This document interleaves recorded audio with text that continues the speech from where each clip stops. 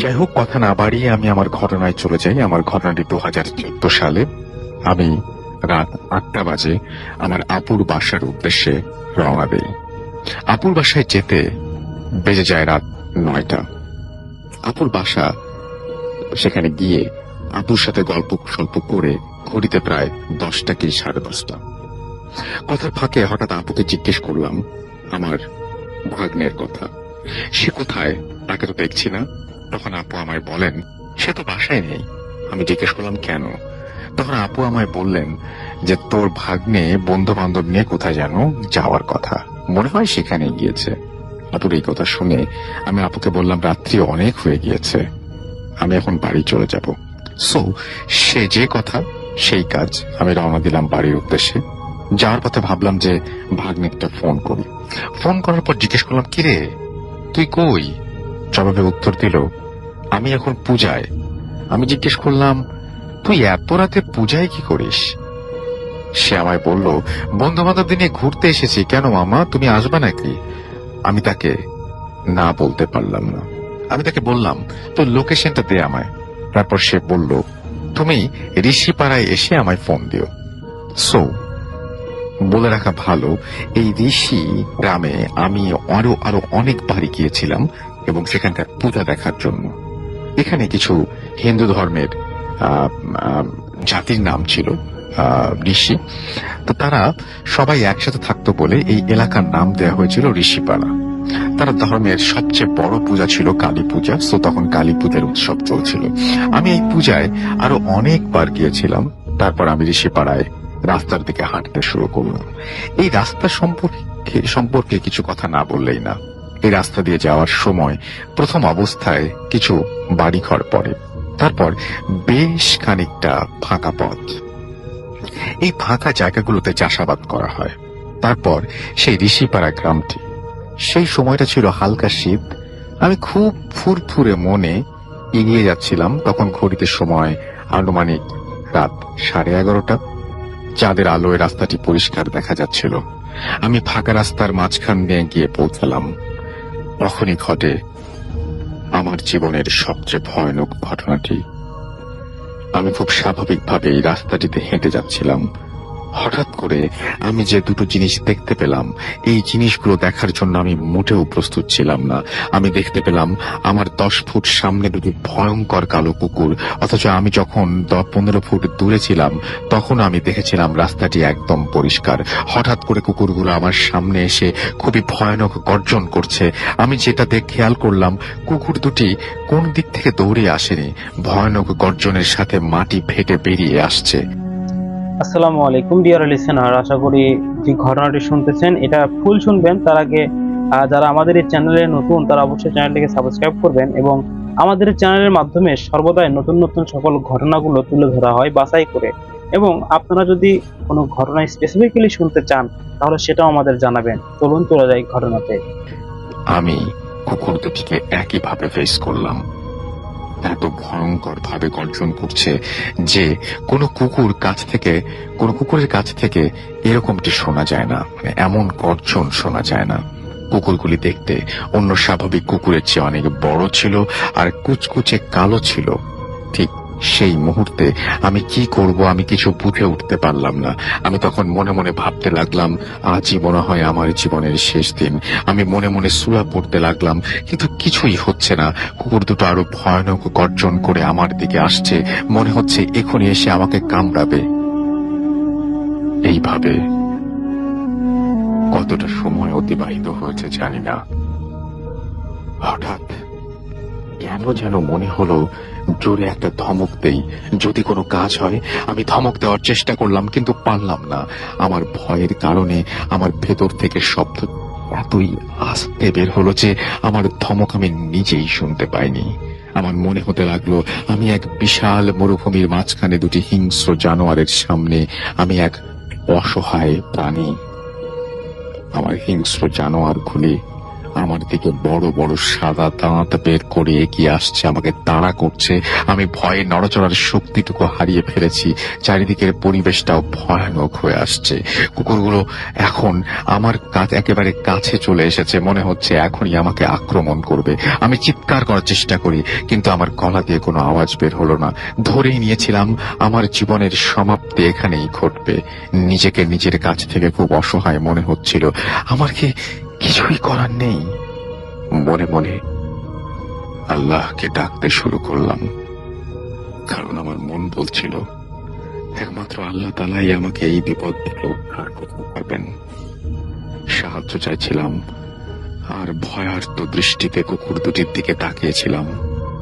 হঠাৎ করে কেন যেন আমার পেছন দিক দিয়ে কেউ একজন টর্চ মারলো, এবং টর্চের আলোটা অনেক পাওয়ারফুল ছিল। সেই আলোয় আমার চারিপাশটা আলোকিত হয়ে উঠল। সেই আলোয় আমি যা দেখলাম তা আমি বিশ্বাস করতে পারছিলাম না। আমি দেখলাম সেখানে কিছুই নেই, নেই কোনো কুকুর, নেই কোনো কুকুরের ভয়ানক শব্দ। চারিদিকের পরিবেশটা অনেক শান্ত। টর্চ মারার লোকটি খুবই অল্প সময় আমার কাছে চলে এসেছে। লোকটি আমার কাছে আসার পর আমাকে জিজ্ঞেস করলো, কি ভাই, কোনো সমস্যা? এখানে একা একা দাঁড়িয়ে আছেন কেন? আমি জবাবে, না, কোনো সমস্যা নেই বললাম। এই বলে তার কাছ থেকে তার হাতে থাকা টর্চটি ছিনিয়ে নিয়ে হন্তদন্ত হয়ে চারিদিকে কুকুরগুলোকে খুঁজতে থাকি। কারণ এগুলো যদি সাধারণ কুকুর হয়ে থাকে তাহলে এত তাড়াতাড়ি পালিয়ে যাওয়া সম্ভব নয়, কারণ রাস্তাটির পাশে অনেক খালি জমি। কিন্তু না, চারিদিকে টর্চ মেরেও কোনো কুকুর দেখতে পেলাম না। তবে আমার সাথে থাকা লোকটি আমায় বারবার জিজ্ঞেস করতে লাগলো, কি ভাই, কোনো সমস্যা হয়েছে? আমি লোকটির মুখের দিকে তাকিয়ে বললাম, তারপর লোকটি আমায় জিজ্ঞেস করলো, আপনি কোথায় যাবেন? আমি জবাবে বললাম, আমি ঋষিপাড়া যাব। কথাটি শুনে মুচকি হাসি দিয়ে বলল, হো, আমিও ঋষিপাড়া যাব, আপনি আমার সাথে আসেন।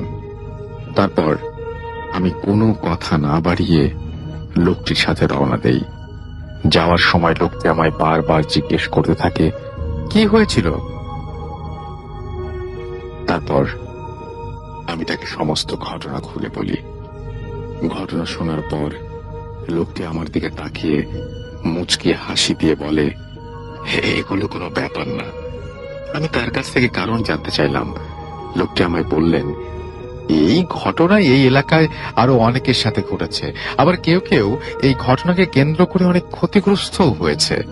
আমি তারপর জিজ্ঞেস করলাম, এই ঘটনা কি কোন সময় আপনার সাথে ঘটেছে? লোকটি আবারও আমার দিকে তাকিয়ে মুচকি হাসি দিয়ে বললেন, না। আমি বললাম, তারপর তার কাছ থেকে এই ঘটনাগুলো কেন এখানে ঘটে জানতে চাইলাম। লোকটি আমাকে জবাবে যা বললেন, এই ঋষিপাড়ায় নাকি অনেক আগে একজন লোক ছিলেন, তার নাম হলো বংশী। এই ব্যক্তি পেশায় একজন ব্ল্যাক ম্যাজিশিয়ান। তিনি কালো জাদু করতেন, আর তার সাথে সবসময়ই দুটো কালো রঙের কুকুর থাকতো। বলে রাখা ভালো, এই বংশীর নাম আমিও অনেক শুনেছি, এবং তার কাছ থেকে যদি কোনো ব্যক্তি কালো জাদু করতেন তাহলে নাকি এই কালো জাদু 100% কাজ করত। তারা কি ধরনের জাদু করতেন কিছু নাম উল্লেখ না করলে নয়, যেমন কাউকে বান মারা, কোন সুন্দর মেয়েকে বশ করে বিয়ে করা, ইত্যাদি ইত্যাদি। এই বংশী মারা যাবার পর থেকে নাকি তার চারপাশে থাকা এই কুকুরগুলিকে আর দেখতে পাওয়া যায়নি। আর আমার সাথে যেই জায়গাটিতে এই ঘটনাটি ঘটেছে তার দক্ষিণ দিকে আমার প্রায় 30 ফুট দূরে এই বংশীকে হাঁটু গেড়ে মাটি চাপা দেওয়া হয়। তারপর থেকেই রাতের বেলায় এই রাস্তা দিয়ে যাওয়ার সময় অনেকেই নাকি এই কালো কুকুরগুলোকে দেখে। আবার কেউ কেউ এই কুকুরগুলোর মাধ্যমে ক্ষতিগ্রস্ত হয়েছে। আমারও সেদিন কোনো ক্ষতি হওয়ার সম্ভাবনা ছিল, হয়তো আল্লাহ তাআলার কোনো রহমতের কারণে আমার কোনো ক্ষতি হয়নি। সো এই ছিল আমার ঘটনা। ভালো লাগলে পড়ে শোনাবেন। আমার কাছে আরো অনেক ঘটনা আছে, সেগুলো সময় পেলে শেয়ার করব। এই বলে তিনি তার ফোন নাম্বার শেয়ার করে ঘটনাটি শেষ করেছেন।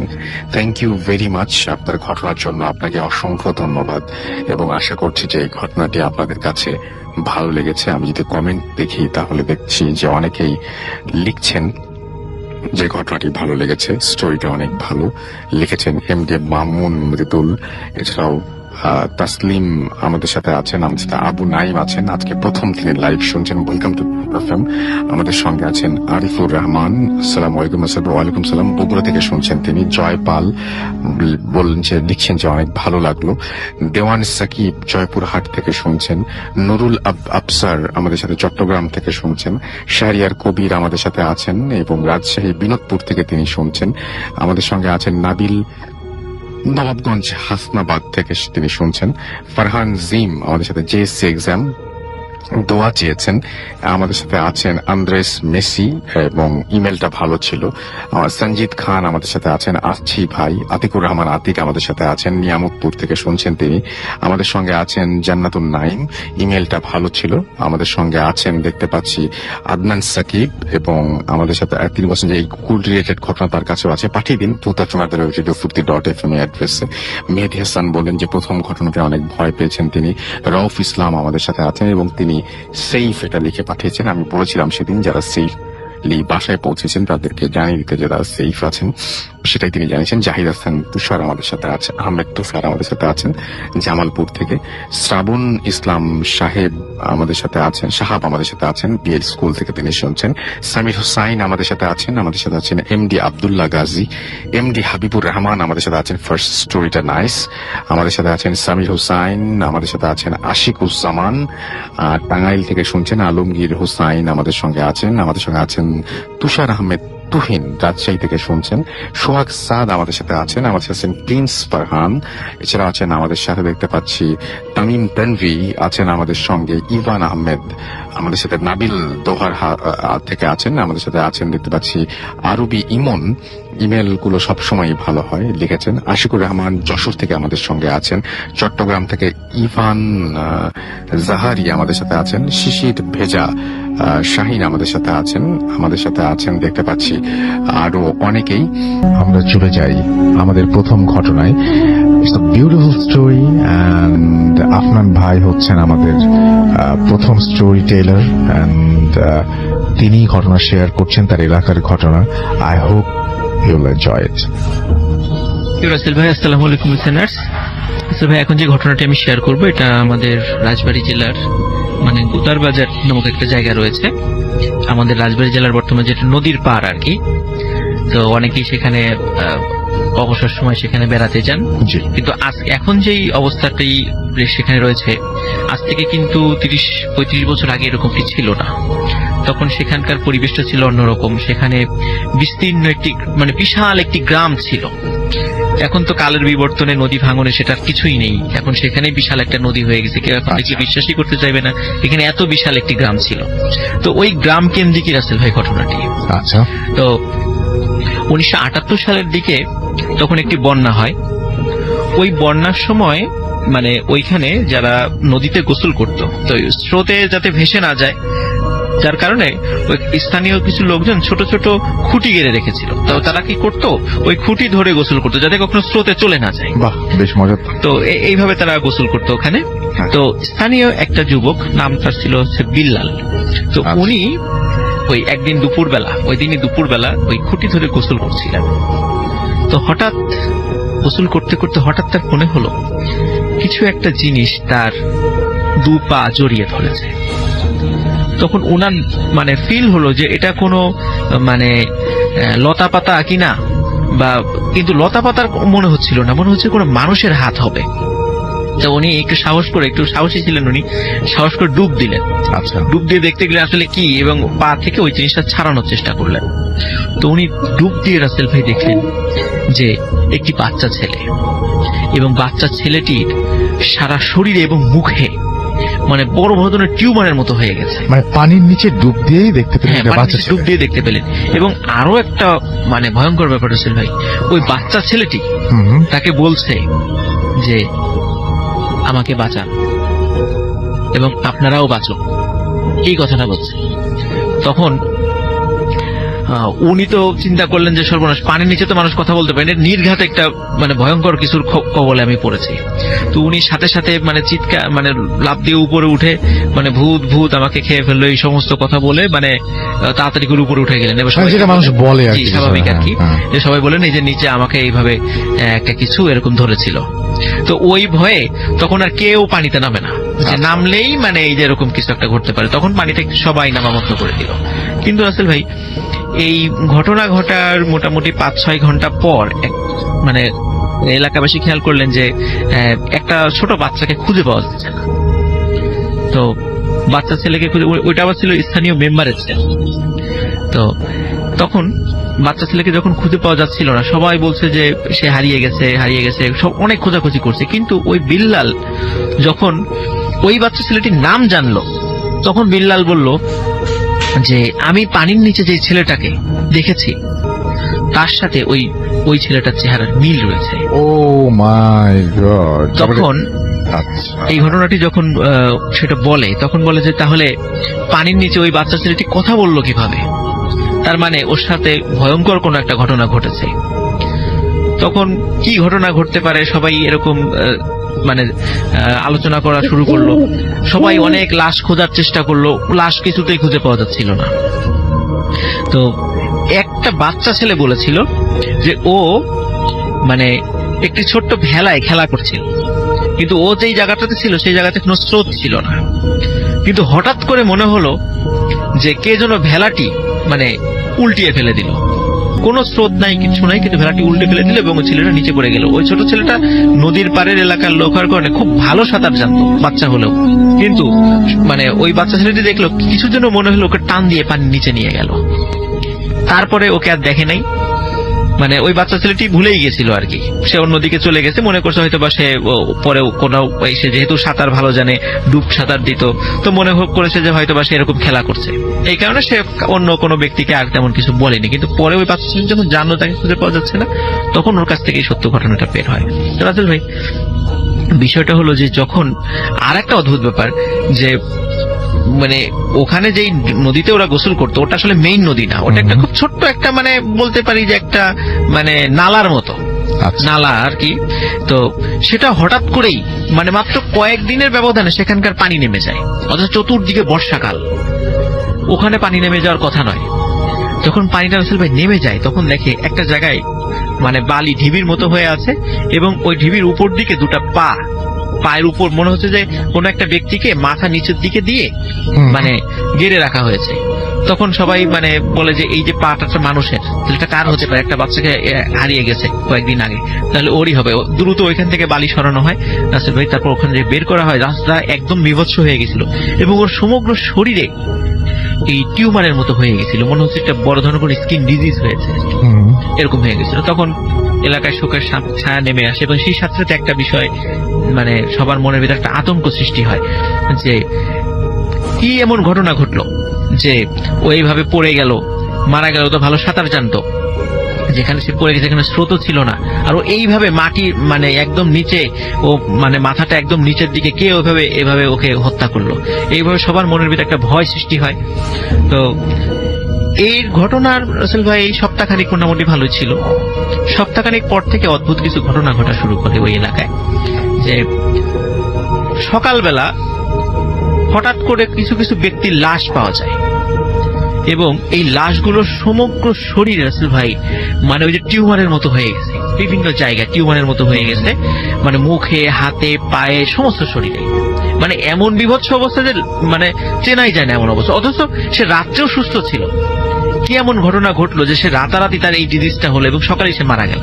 এবং রাসেল ভাই ওর যারা মারা গেছে প্রত্যেকেই কোনো না কোনো কারণে বাসার থেকে বের হয়ে আসছিল রাতের বেলা, হয়তো বা প্রাকৃতিকটাকে সাড়া দেওয়ার জন্যই হোক বা কোনো কারণে হোক, গরমের কারণে নদীর পাড়ে গিয়েছে বা যে কোনো কারণ হতে পারে।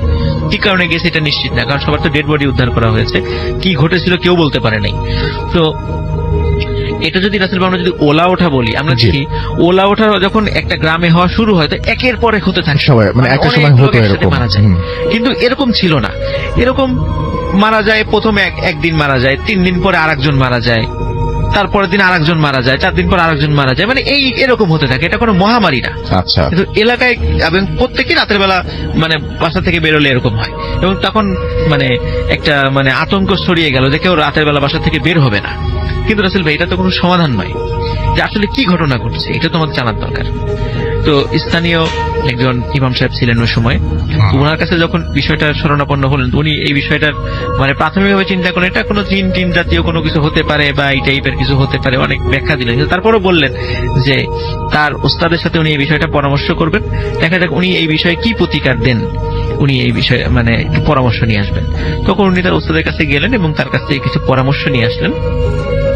তারপরে উনি গ্রামে ফিরে এসে গ্রামের যুবকদেরকে বললেন যে তোমরা সবাই নদীর মানে পূর্ব দিকে পাহারা বসাবা, তোমরা সবাই দেখবা যে রাতের বেলা এই দিক দিয়ে কে আসে, যেই আসুক সাথে সাথে আমাকে খবর দিবা। তো বেশ কয়েকদিন কাউকে দেখা যায় না, এরকম সবাই মোটামুটি মানে একটা হতাশ হয়ে গেল যে সারা রাত নদীর ধারে বসে থাকা, কে আসে না আসে, অনেকেই তো আসে নৌকায় চড়ে আসে, এরকম মানে অদ্ভুত টাইপের তো কিছু তারা দেখছে না, কোনো মানে ভুতুরে কিছু না। আর আসলে যে কয়দিন তারা পাহারা বসেছিল এই কয়দিনের মধ্যে আবার কেউ মারা যায়নি। আচ্ছা তো এরকম মানে ওরাও খুব বিরক্ত হয়ে গেছিল, টানা কয়েকদিন এইভাবে নদীর ধারে বসে থাকে, কিছুই দেখে না, ওইরকম অদ্ভুত কিছু হয় না। তো একদিন রাসেল ভাই প্রায় তাদের বর্ণনা অনুযায়ী প্রায় রাত 2টোর দিকে হঠাৎ দেখে যে নদীর মনে হচ্ছে কিছু একটা সাদা জিনিস হাতে একটি আলো নিয়ে নদীর পানির উপর দিয়ে হেঁটে হেঁটে আসছে। আচ্ছা তো ওরা চিন্তা করলো যে এইটা একটা ভুতুরে ব্যাপার হতে পারে, কারণ নদীর উপর দিয়ে হেঁটে হেঁটে আসার তো কারো কথা নয়। তারপর হাতে আলো দেখে মনে হচ্ছে একজন বৃদ্ধ মহিলা। তো ওরা সাথে সাথে যখনই দূর থেকে খেয়াল করেছে সাথে সাথে ইমাম সাহেবকে খবর পাঠিয়ে দিয়েছে।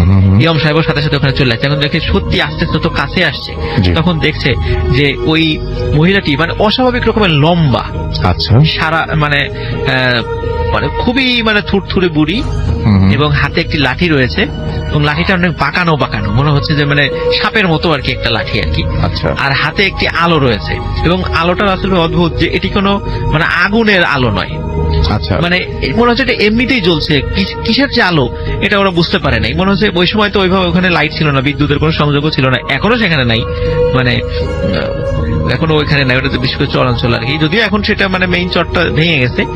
তো যখন ওইটা যখন আসে তখন ওই ইমাম সাহেব একটু সামনের দিকে এগিয়ে যান।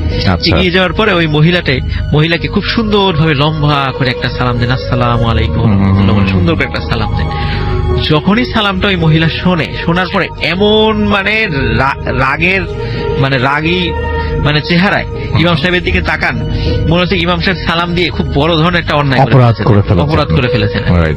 তখন ইমাম সাহেব বলেন যে বুড়িমা আপনি ভালো আছেন, আপনি আসেন, আমরা আপনার জন্যই অপেক্ষা করছিলাম, আসেন, আপনার মানে আরাম আয়েশের সকল বন্দোবস্ত আমরা করে রেখেছি, আপনি আসুন আমাদের সাথে। তখন বুড়ি কোনো কথা না বলে তাদের সাথে যাওয়া শুরু করে। তখন একটি ঘর ইমাম সাহেবের পরামর্শ অনুযায়ী কয়েকজন রেডি করে রেখেছিল, ওই ঘরে তাকে রাখা হয়। সেই ঘরটা মানে মোটামুটি গ্রামের পরিবেশ অনুযায়ী সকল ধরনের মানে সুযোগ সুবিধা যেখানে সেখানে থাকবে এমন সবকিছু সেখানে ব্যবস্থা করে রাখা হয়েছিল। তো বুড়িকে ওখানে রাখা হয়, পরে বুড়িকে বলে যে আপনি কিছু খাবেন। বুড়ি কোনো কথা বলে না, অনেক বলার পরে বলে যে আমি কিছু খাই না, আমার খাবার অন্য জিনিস, তোরা সেটা দিতে পারবি না। আচ্ছা তখন বলে তারপরেও যদি আপনার কিছু লাগে বাইরে আমাদের লোক আছে, বলবেন, কোনো চিন্তা করবেন না। এই বলে ইমাম সাহেব চলে যায়। তো এই বাইরে যারা লোক আছে তারা সবাই খুব ভীত যে এরকম নদীর উপর থেকে হেঁটে আসছে, এরকম অদ্ভুত চেহারার বিভৎস চেহারার একটা মানুষ, অস্বাভাবিক রকমের লম্বা একজন মহিলা, মানে সবাই খুব ভীত যে কি হয় না হয়। কিন্তু ইমাম সাহেব কেন তার সাথে এত সুন্দর ব্যবহার করছেন এই বিষয়ের কিন্তু কোনো ব্যাখ্যা তাদের কাছে ছিল না। আচ্ছা তো রাত মানে ঘন্টাখানিক পরে ভোর হওয়ার কিছুক্ষণ আগেই ওই মহিলাটি আর্তনাদ করে চিৎকার শুরু করে যে ওরে বাবারে, মারে মরে গেলাম, এইভাবে চিৎকার চেঁচামেচি শুরু করে। আর তখন ওই ইমাম সাহেবকে বলা ছিল যে ওই মহিলা যদি ওনার সাথে যদি কোনো ঘটনা ঘটে সাথে সাথে যেন তাকে আবার জানায়। তো সাথে সাথে লোক গেল যে ওই বুড়ি চিৎকার চেঁচামেচি শুরু করেছে। ইমাম সাহেব তখন সেখানে গেলেন এবং সবাইকে নিয়ে গেলেন। তখন দেখলেন রাসেল ভাই ওই বুড়ির সমস্ত শরীরে ওই যে টিউমারের মতো স্কিন ডিজিজ হয়ে গেছে এবং ওই যন্ত্রণা এসে ছটফট করছে। তখন বলে আমাকে ছেড়ে দে, আমাকে ছেড়ে দে, আমাকে ভোর হওয়ার আগেই যেতে হবে, আমাকে ছেড়ে দে। হ্যাঁ, তখন ইমাম সাহেব বলে যে তুই কেন এই গ্রামের লোকদেরকে হত্যা করছি সেভাবে। হুম হুম, বলে এটাই আমার কাজ, আমি এভাবেই হত্যা করি। হুম হুম, তো বলে যে তোরা আমাকে সালাম দিয়ে আটকে ফেলেছিস, তুই যখন আমাকে সালাম দিয়েছিস তখন তুই যেটা বলবি আমাকে সেটাই করতে হতো, কিন্তু আমাকে ভোর হওয়ার আগেই এই রোগটা কারো না কারোর মধ্যে ছড়িয়ে দিতে হতো। যদি আমি ছড়িয়ে দিতে না পারি তাহলে এটা আমার শরীরে চলে আসবে, এবং সত্যি তাই, আমি ছড়িয়ে দিতে পারি নাই, এটা আমার শরীরে চলে আসছে। এখন দ্রুত আমাকে ছেড়ে দে, আমাকে যদি তোরা কোনো ক্ষতি করিস তাহলে আমার মতো এরকম অসংখ্য আছে যা তোদের গ্রামে একবারে অ্যাটাক করবে। তখন ইমাম সাহেব বলে যে হ্যাঁ ছেড়ে দিতে পারি, একটা শর্ত, যে তুই চলে যাবি আর কখনো এই গ্রামে আসবি না। তো বুড়ি বলে যে আমি যদি ভোরের আগে যদি না যেতে পারি তাহলে মারা যাব। তো যার কারণে অবশ্যই সে সেটা শর্তটা মেনে নেয় এবং বলে আর কখনো এই গ্রামের লোকদেরকে কোনো ক্ষতি করবি না। তখন সত্যি রাসেল ভাই যখন এই শর্তটা সে মেনে নেয়, অদ্ভুতভাবে বুড়ির শরীরের সমস্ত শরীরের ওই টিউমার গুলো মিলিয়ে যেতে থাকে। আচ্ছা, এবং এটা চোখের সামনে ঘটেছে চোখের সবার? সামনে ওখানে ওই আচ্ছা। যারা ওই দৃশ্যগুলো দেখেছে এখনো ওই ঘটনার মানে জীবন্ত সাক্ষী এখনো কিছু রয়ে গেছে আচ্ছা। এলাকায়। তো পরে বুড়িকে ওই নদীর পার পর্যন্ত এগিয়ে দিয়ে আসে। হুম, তবে নদীর পার পর্যন্ত এগিয়ে দিয়ে আসার পরে রাসেল ভাই যখন ওই বুড়িটাতে হেঁটে হেঁটে আসছিল এবং হাতে একটা আলো ছিল, দেখে ওই সময় ওই আলোটার ওই কুপিটা যে কোথায় মানে মিলিয়ে গেল কেউ বলতে পারে না। বুড়ি যাওয়ার সময় হেঁটে হেঁটেই গেছে, কিন্তু রাসেল ভাই কিছু দূর যখন নদীর উপর আবার হাঁটা শুরু করেছে সবার চোখের সামনে হঠাৎ করে উনি পানির মধ্যে ডুব দিয়ে চলে গেলেন।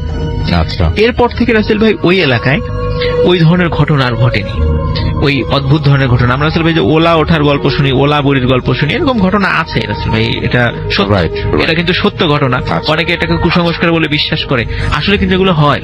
আচ্ছা, এবং এটা যে হয় এটার প্রমাণ অনেকেই মানে পাবেন। এখন হয়তো আমরা অনেক শিক্ষিত, আমরা অনেক সময় এগুলো অবিশ্বাস করি, বলি যে এটা রোগ, কিন্তু আমরা যদি মুরব্বীদের কাছে শুনি তারা বিশ্বাস করে অনেকেই শুধু বিশ্বাস না রাসেল ভাই, আমাদের মুরব্বীদের মধ্যে অনেকেই এই ওলা বুড়িকে দেখেছে। আচ্ছা, এরকম খুঁজলে অনেকেই কিন্তু এই ঘটনার সত্যতা মানে পাবে। এটা যে শুধু ওইখানে ঘটেছে বিষয়টা এমন নয়, বিভিন্ন জায়গায় কিন্তু রাসেল ভাই এটা ভিন্ন ভিন্ন আঙ্গিকে বিভিন্ন ভাবে এই জিনিসগুলো কিন্তু ঘটে, এখনো কিন্তু রাসেল ভাই ঘটে। এখন যে মানে ঘটে না তা কিন্তু না, কিন্তু এখন কম ঘটে, এটাই আর কি, যে সেটা এখন মানে আমাদের কাছে হয়তো ওইভাবে আমাদের সামনে আসে না বা আমরা ওইভাবে বুঝতে পারি না, এমনও হয় আর কি।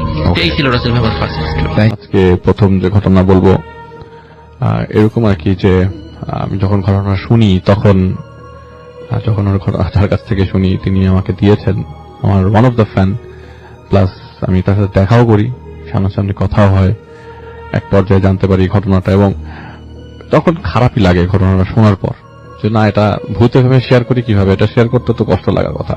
হ্যাঁ, সেটাই সেটাই। পরে উনি বলেন না আপনি করেন, অনেক এটা আমি ঘটনাটা নিয়ে আসছি, অনেক যেহেতু নিয়ে আসছি কষ্ট করে আপনি শেয়ার করেন। তো ঘটনা 1971 সালের পরের ঘটনা আর কি, যুদ্ধের পরে। যার ঘটনা বলবো তার নাম আবুল ফজল, ডিরেক্ট নাম, এটা কোনো ছদ্ম নাম না, এবং তিনি মুক্তিযোদ্ধা ছিলেন। 1968 সালে তার প্রথম সন্তান জন্মগ্রহণ করে এবং এরপরে তিনি চলে যান যুদ্ধে। যুদ্ধ থেকে এসে উনি ওনার বিক্রমপুর ওনার গ্রামের বাড়ি ছিল, ওদের মাইগ্রেট করে ঢাকায়, পুরান ঢাকায়, এবং আমি বলবো না কোন জায়গায় তিনি বাড়িটা নেন, ভাড়া নেন আর কি। ভাড়া নেওয়ার মানে কি শুরুতে একটা জায়গায় থাকতে আসেন, আর যেই জায়গায় থাকতে আসেন সেটা একটা আপনি পাকিস্তানি বিহারি বাড়ি ছিল আর কি। তো সেখানে শুধু তারা একটা জায়গায় একটা মানুষকে ধরে থাকে, পরে অল্প দামে বাড়িটা কিনে নেন।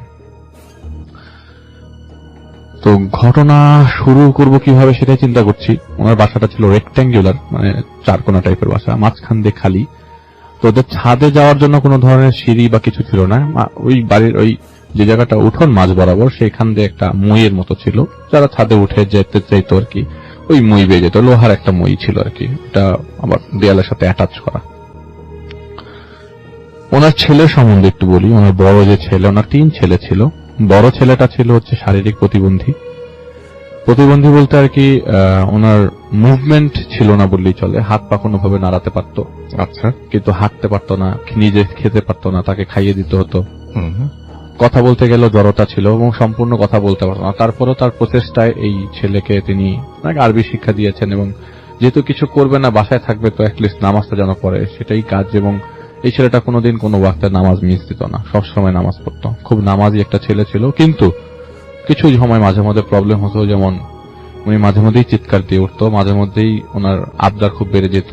ওনার মানে একটা লাঠি ছিল খাটের সাথে, কোনো কিছু চাইলেই কাউকে ডাকতে গেলে লাঠি দিয়ে জোরে জোরে খাটের মধ্যে শব্দ করতো, এটা এক ধরনের বিরক্তি প্রকাশ করে ফ্যামিলির লোকজন। তারপরও সবাই সহ্য করা অনেকদিন ছিল। 1983 সালের ঘটনা। ওনার বয়স যখন 15 বছর, তখন সেদিন আমি যে আবুল ফজল সাহেবের ঘটনা বলছি, উনি ছিলেন একজন ব্যবসায়ী এবং ওনার ব্যবসাটা ছিল হচ্ছে পুরান ঢাকা কেন্দ্রিক। উনি মশলার ব্যবসা করতেন। তো রেগুলারলি সকালবেলা যেতেন, বিকালে আসতেন আর কি। সন্ধ্যার দিকে বাসায় থাকার চেষ্টা করতেন।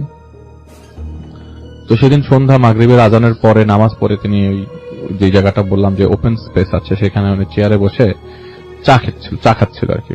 চা খাওয়ার সময় হঠাৎ করে ইলেকট্রিসিটি তো তখন খুব আহামরি ছিল না অবস্থা, রাত যেত আসতো। আর 75 সালের দিকে ঘটনা আর কি, 85 সালের দিকে ঘটনা। তার গ্রাম থেকে কিছু মানে ফিনান্সিয়াল প্রবলেমের কিছু আত্মীয় স্বজন, তাদের বাসার পিছনে একটা ঘর ছিল, ওই জায়গায় থাকার জন্য তিনি পারমিশন দিয়েছিলেন আর কি। তো চা খেতে খেতে হঠাৎ করে তার ছাদের উপরে চোখ পড়ে এমন ভাবে যে দুইজন লোক ছাদের উপর থেকে যদি উকি মারে যেভাবে তাকায়, ঠিক একইভাবে তার দিকে তাকিয়ে আছে। মানে ওনার কথা হচ্ছে যে ওনাকে টপকে ছাদে যেতে হবে। ছাদে যাওয়ার জন্য ওই পাশ থেকে কোনো বাড়ি নাই, দেয়াল আছে, ওনার 12 ফিট দেয়াল আছে। ওই দেয়াল টপকে হয়তো ছাদে উঠতে হবে, কিন্তু ওই পেছনে যেহেতু আর একটা ঘর আছে, ওখানে লোকজন দেখে ফেলতো যদি কেউ উঠতো। তো এই দুজন লোককে নিয়ে দৌড়ে ছাদে যায়। ছাদে যে দেখে, টর্চ মেরে দেখে যে ছাদে কেউ নাই, এবং ছাদের কর্নারে একটা ছেলে, মানে ওই যে মৃগী রোগ হলে যেরকম করতে থাকে এপিলেপটিক পেশেন্টরা, ওরকম দাপড়াচ্ছে। দৌড়ে ছাদের কোনায় যায়, যে দেখে যে তার বড় ছেলে ওই জায়গায় দাপড়াচ্ছে, এবং বড় ছেলেকে তার সামনে দিয়ে নেওয়াটা খুব মুখের বিষয় না। না একদমই, হ্যাঁ। তাকে কোলে করে, ওই সময় তার বড় ছেলের বয়স হচ্ছে 15 বছর। বাসার নিচে নামে, কি ব্যাপার, ও উপরে উঠলো কিভাবে? তার মানে ও আমার অ্যাবসেন্স আগেই উঠেছিল, আমি ছিলাম না, আমি এখন গিয়ে পেলাম, কাহিনী কি? তো ওনার মেজো ছেলেটা থাকতো সবসময় ওর বড় ছেলের সাথে। দাদাকে তো দাদা তোমার পাশেই ছিল, কিন্তু আমি তো একটু আগে পর্যন্ত দাদাকে দেখেছি, ওখানে গেল কিভাবে?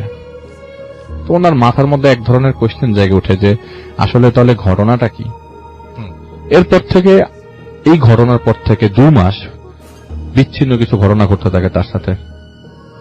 প্রথমত তিনি তার বাসার বাইরে দিয়ে কিছু লোকের আনাগোনা দেখা শুরু করে, এবং লাস্ট 8-10 বছর যখন এখানে থাকতো, লোকজন, আশেপাশের লোকজন পরিচিত, তো এরকম কাউকে খুঁজে পায় নাই যে তার বাসার পাশে এসে দাঁড়ায় থাকবে দিন রাত। তো আসলে রাত সন্ধ্যার পর থেকেই তাদেরকে দেখা যেত। শুরুতে গেটের বাইরে দেখা যেত, রাত্রে 2টার দিকেও যদি বাথরুমে যাওয়ার বাথরুমের জন্য উঠতো, তো দেখা যায় বাইরে ওই 2জন লোক গেটের পাশে দিয়ে দাঁড়ায় আছে। তো প্রথমে গেটের বাইরে ছিল, পরবর্তী সময় আস্তে আস্তে বাড়ির প্রেমিসেসের মধ্যেও দেখা যেত। তো এরকম হুজুর বা আলেম ব্যক্তিদেরকে পাওয়া তখন দুরূহ ছিল। কোথায় পাওয়া যায়, কোথায় যাবে, তো উনি তেমন খোঁজাখুঁজিও করেন নাই, কারণ নিজের ব্যবসা নিয়ে প্রচন্ড বিজি থাকতেন। হঠাৎ করে একদিন তিনি দেখলেন যে বাথরুমের জন্য উঠেছেন রাত্রেবেলা, তার সেফটি ট্যাঙ্কের পাশে ওই 2জন লোক দাঁড়িয়ে আছে, আবার কখনো ছাদের মধ্যে দাঁড়িয়ে আছে। সেদিন অক্টোবর, শীত ঘনে আসছে, তো রাতের বেলা ঘন ঘন প্রস্তাবের জন্য বেগ ওঠে আর কি, এরকম যে রাত্রেবেলা ওঠার জন্য সেই বাথরুমে যাবে, এমন সময় দেখে যে তার যেতে পথে তার ছেলের রুমটা পড়ে, তার বড় ছেলের সাথে তার ছোট ছেলে ঘুমাতো। তো বড় ছেলে রুমের পাশ দিয়ে যাওয়ার পথে দেখে যে 2টা লোক তার ওই গেটের পাশে দাঁড়িয়ে আছে। হঠাৎ করে 2টা লোক গেটের পাশে দাঁড়ালো, এটা কোনো মানে নাই। দৌড়ে কাছে যায়, কে রে এখানে, জিজ্ঞেস করতে চেয়ে দেখে যে তার ওই দরজার নিচ থেকে রক্ত গড়িয়ে আসছে। খুব ভয় পেয়ে যায়, কোনো সমস্যা হলো কিনা, কোনো বিপদ ঘটলো কিনা। দরজা খুলে দেখে তার বড় ছেলে ঘুমাচ্ছে, কোনো কিচ্ছু না, কোনো কিছুই নাই, কোনো ঝামেলা নাই। পরবর্তী দিন ঘুম ভাঙে, তার ঘুমটা ভাঙে এরকম পচা দুর্গন্ধ বাড়ির পেছন থেকে আসছে। রাসেল ভাই, আমি আপনাকে এটা বলিনি। আমি যখন শুনছিলাম তখন আপনি বলছিলেন যে কিছু ঘটনা বলবো পরে। জি। তো হঠাৎ করে গন্ধ আসছে চারিপাশে, বাড়ির চারিপাশে সেফটি ট্যাঙ্ক, ওয়াশরুম। ওয়াশরুমটা ছিল হচ্ছে বাড়ি থেকে একটু ডিটাচ, একটু পাশে আর কি, ভেতরের দিকে ছিল না। তো ওই বাড়িতে 7টা রুম, বেডরুম, কিন্তু ওনারা থাকতো মাত্র 2-3টা রুমে, বাকি রুমগুলা খালিই থাকতো। এবং হঠাৎ করে পুরা বাসাতে গন্ধ ছড়িয়ে গেছে ভোরবেলা থেকে। ছাদের উপরে উঠলো, বাড়ির কোনায় কোনায় চেক করে দেখলো, বাম দক্ষিণ দিকে ড্রেনটা আছে, সেই ড্রেনের মধ্যে হঠাৎ করে চোখ পড়লো। দেখা গেল এখানে পচা একটা বাচ্চার লাশ পড়ে আছে। আহারে। এই বাচ্চাটা হয় কেউ রেখে গেছে, হয় কেউ নিয়ে আসছে, কোন একটা ইনসিডেন্ট তো ঘটেছেই। পরবর্তী সময়ে আশেপাশের লোকজনকে ডাক দিয়ে দেখে যে মরা বাচ্চা পড়ে আছে। উনি কি করলো, ওই বাচ্চাটা সবার তত্ত্বাবধানে পরবর্তী সময়ে দাফনের ব্যবস্থা করে দিল।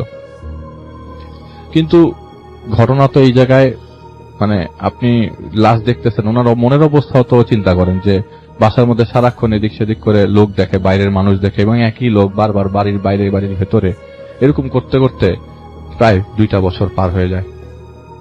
এবং এইটার ব্যাপারে সবার সাথে অভ্যস্ত, এবং যেসব হুজুরের কাছে লাস্ট পর্যন্ত গিয়েছিল সেসব হুজুররা বলেছে যে না, কোনো সমস্যা নাই, বাড়ি একদম নর্মাল, আপনি এটা করেন ওটা করেন, হোয়াট এভার যেটাই দিয়েছে, কিন্তু তার কোনো ধরনের সুফল পায়নি, তিনি তাই দেখে গেছেন। তো একটা পর্যায়ে উনি জিনিসটার উপর থেকে মন হারিয়ে ওই দিন বাসায় ফিরছিলেন। তো ব্যবসা শেষ করে বাসায় ফিরছিলেন, সন্ধ্যার পরে যখন বাড়িতে আসলেন, বাড়িতে আসার পর দেখলেন যে বাড়ি ভর্তি মানুষ এবং উঠোনে লাশের খাটিয়া। উনি মনে করছিলেন ওনার ওয়াইফের তো মাঝে মাঝে শরীর খারাপ থাকে, ওয়াইফের কোনো দুর্ঘটনা ঘটলো কিনা। যে দেখে বাড়ির সবাই কান্না করছে, কিন্তু পড়ে আছে লাশটা তার বড় ছেলের। পরবর্তী সময় হুজুর ডাকা হয়, হুজুরকে দিয়ে গোসল করানো হয়। গোসল করানোর পর যখন দাফনের জন্য নিয়ে যাবে লাশের খাটিয়া মসজিদ থেকে জানাজার পরে, যে হুজুরটা ছিল সেই হুজুর বলছিল যে আমি যখন গোসল করাই তখন সারা শরীরে ছোপ ছোপ মারের দাগ ছিল, মনে হচ্ছিল কেউ ওকে মানে আপনার ঘুষি দিয়েছে সারা শরীর জুড়ে, ছোপ ছোপ ব্রুইজের দাগ আর কি, অনেক বড় বড় চাকা সব চাকা জিনিসপত্র। তো যাই হোক, দাফন শেষ করে ঠিক পরের দিন এবার অ্যাটাকটা হয় তার ওয়াইফের সাথে। তার ওয়াইফ সবার মাঝখানে কথা বলছিল, সন্ধ্যার পরে হঠাৎ করে চিৎকার করে উঠে বলে যে আমার শরীরে, সারা শরীরে পোকা উঠছে, মানুষ মরে গেলে পচে গেলে যে পোকা ওঠে শরীরে সেই পোকা, যে আমার শরীর প্রচন্ড ব্যথা করছে, আমাকে খেয়ে ফেলছে পোকাগুলো, আমাকে বাঁচাও। তো আশেপাশের লোকজন দেখছে কই কোনো পোকা তো নাই। হঠাৎ করে রান্নাঘরতে দৌড়ে আসে, দেখো আমার পেটের ভেতর থেকে একটা হাত বেরিয়ে আসছে সবার সামনে। কিন্তু সবাই বলছে তোমার কোনো সমস্যা হয়েছে, তুমি এরকম কেন করতেছো, তুমি সবাই তো হাতটা বেরিয়েছে, তো সবাই দেখতে পাচ্ছে না। এবং সবার প্রশ্ন হচ্ছে যেহেতু মরা বাড়ি, তুমি কোনো কিছু করো না। আর উনি ওই দিন রান্নাঘরে গিয়েছিলেন আর কি কিছু একটা কাজে বা চাটা বানানোর জন্য, থার্ড ডেতে। আচ্ছা, পরবর্তী সময় তাকে আর কিচেনে যাওয়া মানা করে দেয় এবং বলে যে তুমি রেস্টে যাও। সবাই মনে করে যে ছেলে হারানোর যে মানে কষ্ট, সে নিতে পারছে না অথবা কিছু সহ্য করতে পারছেন না। 15 দিন পর হঠাৎ করে তার মানে সবার মাঝখান থেকে, শুধু এখানে ওই আত্মীয় স্বজন যে কয়দিন ছিল ওই 2 দিনই 3 দিনই দেখেছে। পরবর্তী সময় 2জন আত্মীয় তাদের বাড়িতে ছিল, তাদের সাথে কথা বলা অবস্থায় বলে যে আমার পেট খুব খারাপ লাগছে, আমি শুয়ে পড়বো। যখন ঘুমাতে যায়, এবং ওই দিন তার হাজবেন্ড আসতে দেরি করে, তো তার ছোট যে ছেলেটা তার সাথে ঘুমায়, তার হাজবেন্ড তার সাথে ছোট ছেলেটা মাঝখানে ঘুমাতো। তো ছোট ছেলেকে নিয়ে শুতে যায়, হঠাৎ করে চিৎকার। ওই সময় তার হাজবেন্ডও বাসায় ঢুকে গেছে, চিৎকার দিয়ে বলে উঠে যে তার পেটের মধ্যে এইখানে দাঁড়িয়ে ছিল, তার নখ দিয়ে আঁচড় মেরে পেটটা চিরে ফেলে এবং ভেতর থেকে সব জিনিস বের করে দিচ্ছে এবং সে ব্যথায় মরে যাচ্ছে। আচ্ছা, তো হাজবেন্ড বলে যে তোমার আসলে তো হয়তো হতে পারে তোমার পেটে কোনো সমস্যা, যেটার কারণে তুমি কিছু দেখতে পাচ্ছ বা কিছু দেখছো, তোমাকে আমি একটা ভালো ডাক্তার দেখাবো, দেরি মানে চিন্তা করো না। এটা ঠিক সেদিনের ঘটনা। রাতের বেলা তিনি উঠেন ওয়াশরুমে যাবার জন্য। ওয়াশরুম থেকে ফেরত আসার সময় তাদের ওয়াশরুমে যাওয়ার পথে একটা সেপটিক ট্যাঙ্ক পড়ে। সেপটিক ট্যাঙ্কটা উঁচু, পাকা উঁচু। তিনি দেখে মানে ওই মহিলা ঘটনা এরকম ভাবে উনি বলেন যে সেপটিক ট্যাঙ্কটা ক্রস করার সময় একটা মানুষ তার সামনে দাঁড়িয়েছিল এবং তার বুকে সজোরে লাথি মারে এবং সেপটিক ট্যাঙ্কটা পিছন হয়ে সেপটিক ট্যাঙ্কের উপরে পড়ে। হাসপাতালে নেওয়ার পর ডাক্তার বলে তার 5টা ভার্টিব্রাল কলাম থেকে 5টা হাড় সরে গেছে। আচ্ছা, এরপর থেকে তিনি আর দাঁড়াতে পারলেন না এবং যেই চিকিৎসার খরচটা দিয়েছিল সেটা তার পক্ষে জোগাড় করা সম্ভব ছিল না। তার মানে তিনি বাসায় পড়ে থাকতে হবে তাকে। রেগুলার বাসায় পড়ে থাকবার কারণে এক প্রকার অধ্যবসায় চলে আসে, তার কাছে লোকজন আসতে চায় না, আসে না। কতবার আসা যায় তার কাছে। তিনিও ঠিক একইভাবে তার বড় ছেলে যেভাবে খাটের মধ্যে বাড়ি দিয়ে মানুষজন ডাকতেন, তিনিও এক পর্যায়ে এরকম পর্যায়ে চলে গেছেন এবং তিনি রেগুলারলি একটা জিনিস স্বপ্ন থেকে দেখতেন বা সামনাসামনি দেখতেন, এটা তিনি ক্লিয়ার করে বলেন নাই। উনি প্রায় সময় আশেপাশে চারিপাশে সাদা কাপড় দেখতেন অলওয়েজ। আচ্ছা, কিছু সময় দেখতো হচ্ছে তার পাশে কোনো একটা লাশ শুয়ে আছে, কিছু সময় দেখতেন তার ফ্লোরে একটা লাশ শুয়ে আছে, কিছু সময় দেখা যেত পাশের ঘর থেকে লাশের গন্ধ আসছে, কিছু সময় দেখা যেত পাশের ঘর থেকে আতরের গন্ধ আসছে। একটা পর্যায়ে ফ্রাস্ট্রেশন হয়ে তিনি তার পরিবারের সবাইকে ডাকেন। ডাকাডাকির এক পর্যায়ে তাদের আত্মীয় স্বজন, ফুপা ফুপি দাদা দাদির গ্রামের বাড়িতে ছিল, তারাও আসেন। আসার পরে তিনি সবাইকে খুলে বলেন যে ঘটনাটা কি আসলে। ঘটনাটা তার ওই দিন থেকেই ঘটা শুরু হয় যেদিন থেকে তার বড় ছেলে মারা যায়। তিনি সবাইকে বলেন যে তার বড় ছেলেকে আর কেউ মারেনি, তিনি নিজে মেরেছিলেন এবং বালিশ চাপা দিয়ে মেরেছিলেন। এর আগে অনেকবার তিনি বড় ছেলেকে মারার চেষ্টা করেন, শরবতের মধ্যে বিষ ঢুকিয়ে অথবা খাওয়ার সাথে বিষ মিশিয়ে, মিষ্টি আলুর সাথে বিষ মিশিয়ে বহুবার চেষ্টা করেন তিনি ইঁদুর মারার বিষ দিয়ে চেষ্টা করেন যে তিনি তার ছেলেকে মেরে ফেলবেন, কিন্তু সামহাও সেগুলি একটাও কাজ করেনি। পরবর্তী সময় তিনি অতিষ্ঠ হয়ে বালিশ নিয়ে শেষ পর্যন্ত ধস্তাধস্তি করে তার ছেলেটিকে মেরে ফেলেন। এবং আমি আপনাদেরকে একটু ক্লিয়ার করে বলি, এটা ছিলেন ওনার দ্বিতীয় স্ত্রী। প্রথম স্ত্রীর ঘরের সন্তানই ছিল বড় ছেলেটা, এবং তার এই শারীরিক ভারসাম্যহীনতার কারণে তাকে যে বাসায় বসে থাকতো ওটা তিনি সহ্য করতে পারতেন না। বারবার ডাকাডাকি ঝামেলা, তার আত্মীয় স্বজন আসলো ডাকাডাকি করত, তার কাছে এক প্রকার বিরক্তি তোলেন, সবার সামনে সে স্বীকার করেন এটা। এবং তিনি বলেন যে আপনারা চাইলে আমাকে পুলিশও দিতে পারেন। তো পরবর্তী সময় পারিবারিক সিদ্ধান্ত হয় যে না, আমরা পুলিশে কেস করবো না, যা হোক উনি মেরে ফেলেছেন, এটার জন্য উনি শাস্তি পেয়ে গেছেন যা পাওয়ার। উনিও বিছানায় এখন শয্যাশায়ী, উনিও তার বড় ছেলের মতো লাঠি বাড়ি দিয়ে সবাইকে ডেকে নিয়ে আসেন তার কাছে। তো রাসেল ভাই, ঘটনা এখানেই শেষ। একটা পর্যায়ে কিছু হৃদয় বিদারক ঘটনাগুলা সামনে চলে আসে। সবাই তাই লিখছেন, সবাই ক্রমাগত এই কথাই লিখছেন যে ঘটনাটা খুবই হৃদয় বিদারক। এবং লাস্ট মোমেন্টে তার নিজের আপন যে বড় ছেলে, সেই ছেলেটা 2001 সালে মারা যায় হচ্ছে একটা রোড অ্যাক্সিডেন্টে। আর 1994 সালে না বললো না 95 সাল বললো, সেই সময় মারা যায় তার হাজবেন্ড। এবং তিনি মারা যান 2006 সালে। ওকে। এবং খাদ্যের অভাবে উনি খাওয়া খেতে পারতেন না, লাস্ট মোমেন্টে টাকা পয়সার অভাবে খাওয়া খেতে পারতেন না। আর তার ছোট ছেলেটা যিনি এখন বাংলাদেশের বাইরে থাকেন, সৌদি আরবে থাকেন আর কি, তাকেও আমি জিজ্ঞেস করি অনেক ঘটনা। যাই হোক, তিনি এত কিছু বলতে পারেন না। তো আমি জাস্ট এতটুকু বলি, তার যেহেতু নেইবারের কাছ থেকে ঘটনাটা আমার পাওয়া, তিনি বলেছেন যে উনি ওনাকে বলেছিলেন যে এই ঘটনাটা যে ঘটেছিল তার বাসায় এত মানুষ দেখতো, এত শিয়ালের মতো কুকুর ডাকতো, এইসব জিনিস, অ্যাবনর্মাল জিনিসগুলোর উৎপত্তিটা আসলে কেন, কি কারণে তিনি এসব জিনিস দেখতে পেতেন। হ্যাঁ, ওনার হাজবেন্ড, ওনার ওয়াইফ তো তার ছেলেকে মেরেছে, এখানে কোনো জিনের হাত ছিল, তার ওয়াইফকে কেউ ভর করেছিল, বশ করেছিল। একটা সাধারণ মানুষের পক্ষে একটা মানুষকে মারা সম্ভব না, এবং তিনি এটা বিশ্বাসও করতে পারেননি। পরে হুজুর জিনিসটা ক্লিয়ার করেছে, বলেছে যে আসলে এই যে মানুষগুলাকে তুমি দেখেছো তারা ছিল আসলে সেভিয়ার, তারা তো আপনার ছেলেকে আসলে বাঁচাতে চেয়েছিল, কয়েকবার আপনার বাসা থেকে নিয়ে যেতেও চেয়েছিল, আসলে পারেনি। এবং তার ছেলে যে নামাজ পড়তো রেগুলার, ওই ছেলেটা তাহাজ্জুদের নামাজ পর্যন্ত পড়তো। কি পড়তো তা আল্লাহই জানে, এটা তো আর আমরা জানবো না, এত আগের ঘটনা। কিন্তু ওই জিনগুলা তার সাহায্যের জন্য সবসময় পাশে থাকতো। এবং এক পর্যায়ে এই জিনগুলাই তাকে, তার ওয়াইফকে লাস্ট পর্যন্ত এই কষ্টটা দিয়েছিল আর কি, যখন তিনি পঙ্গুত্ব লাভ করে।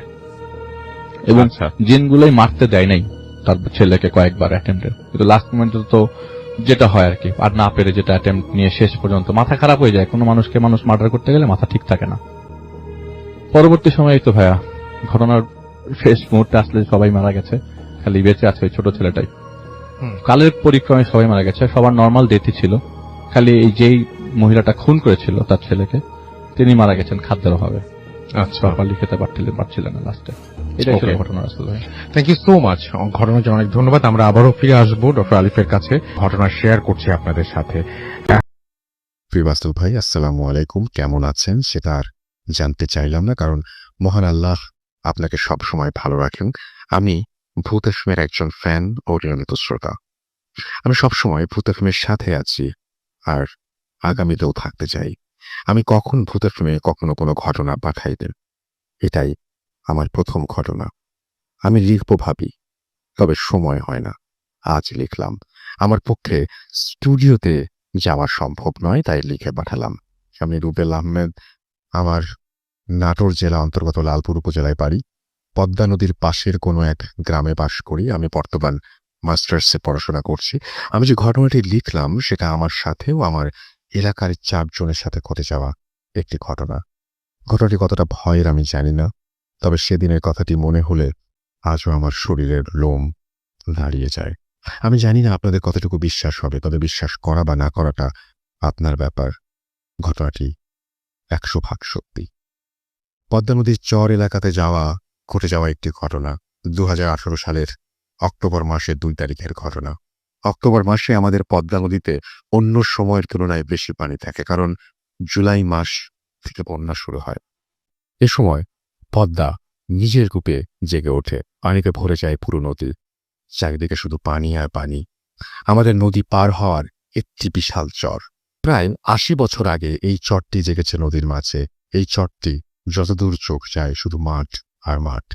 হাজার হাজার বিঘা চর জেগেছে নদীর বুকে। বালির ওপর আস্তরণ লেগে পড়েছে পরির মাটির।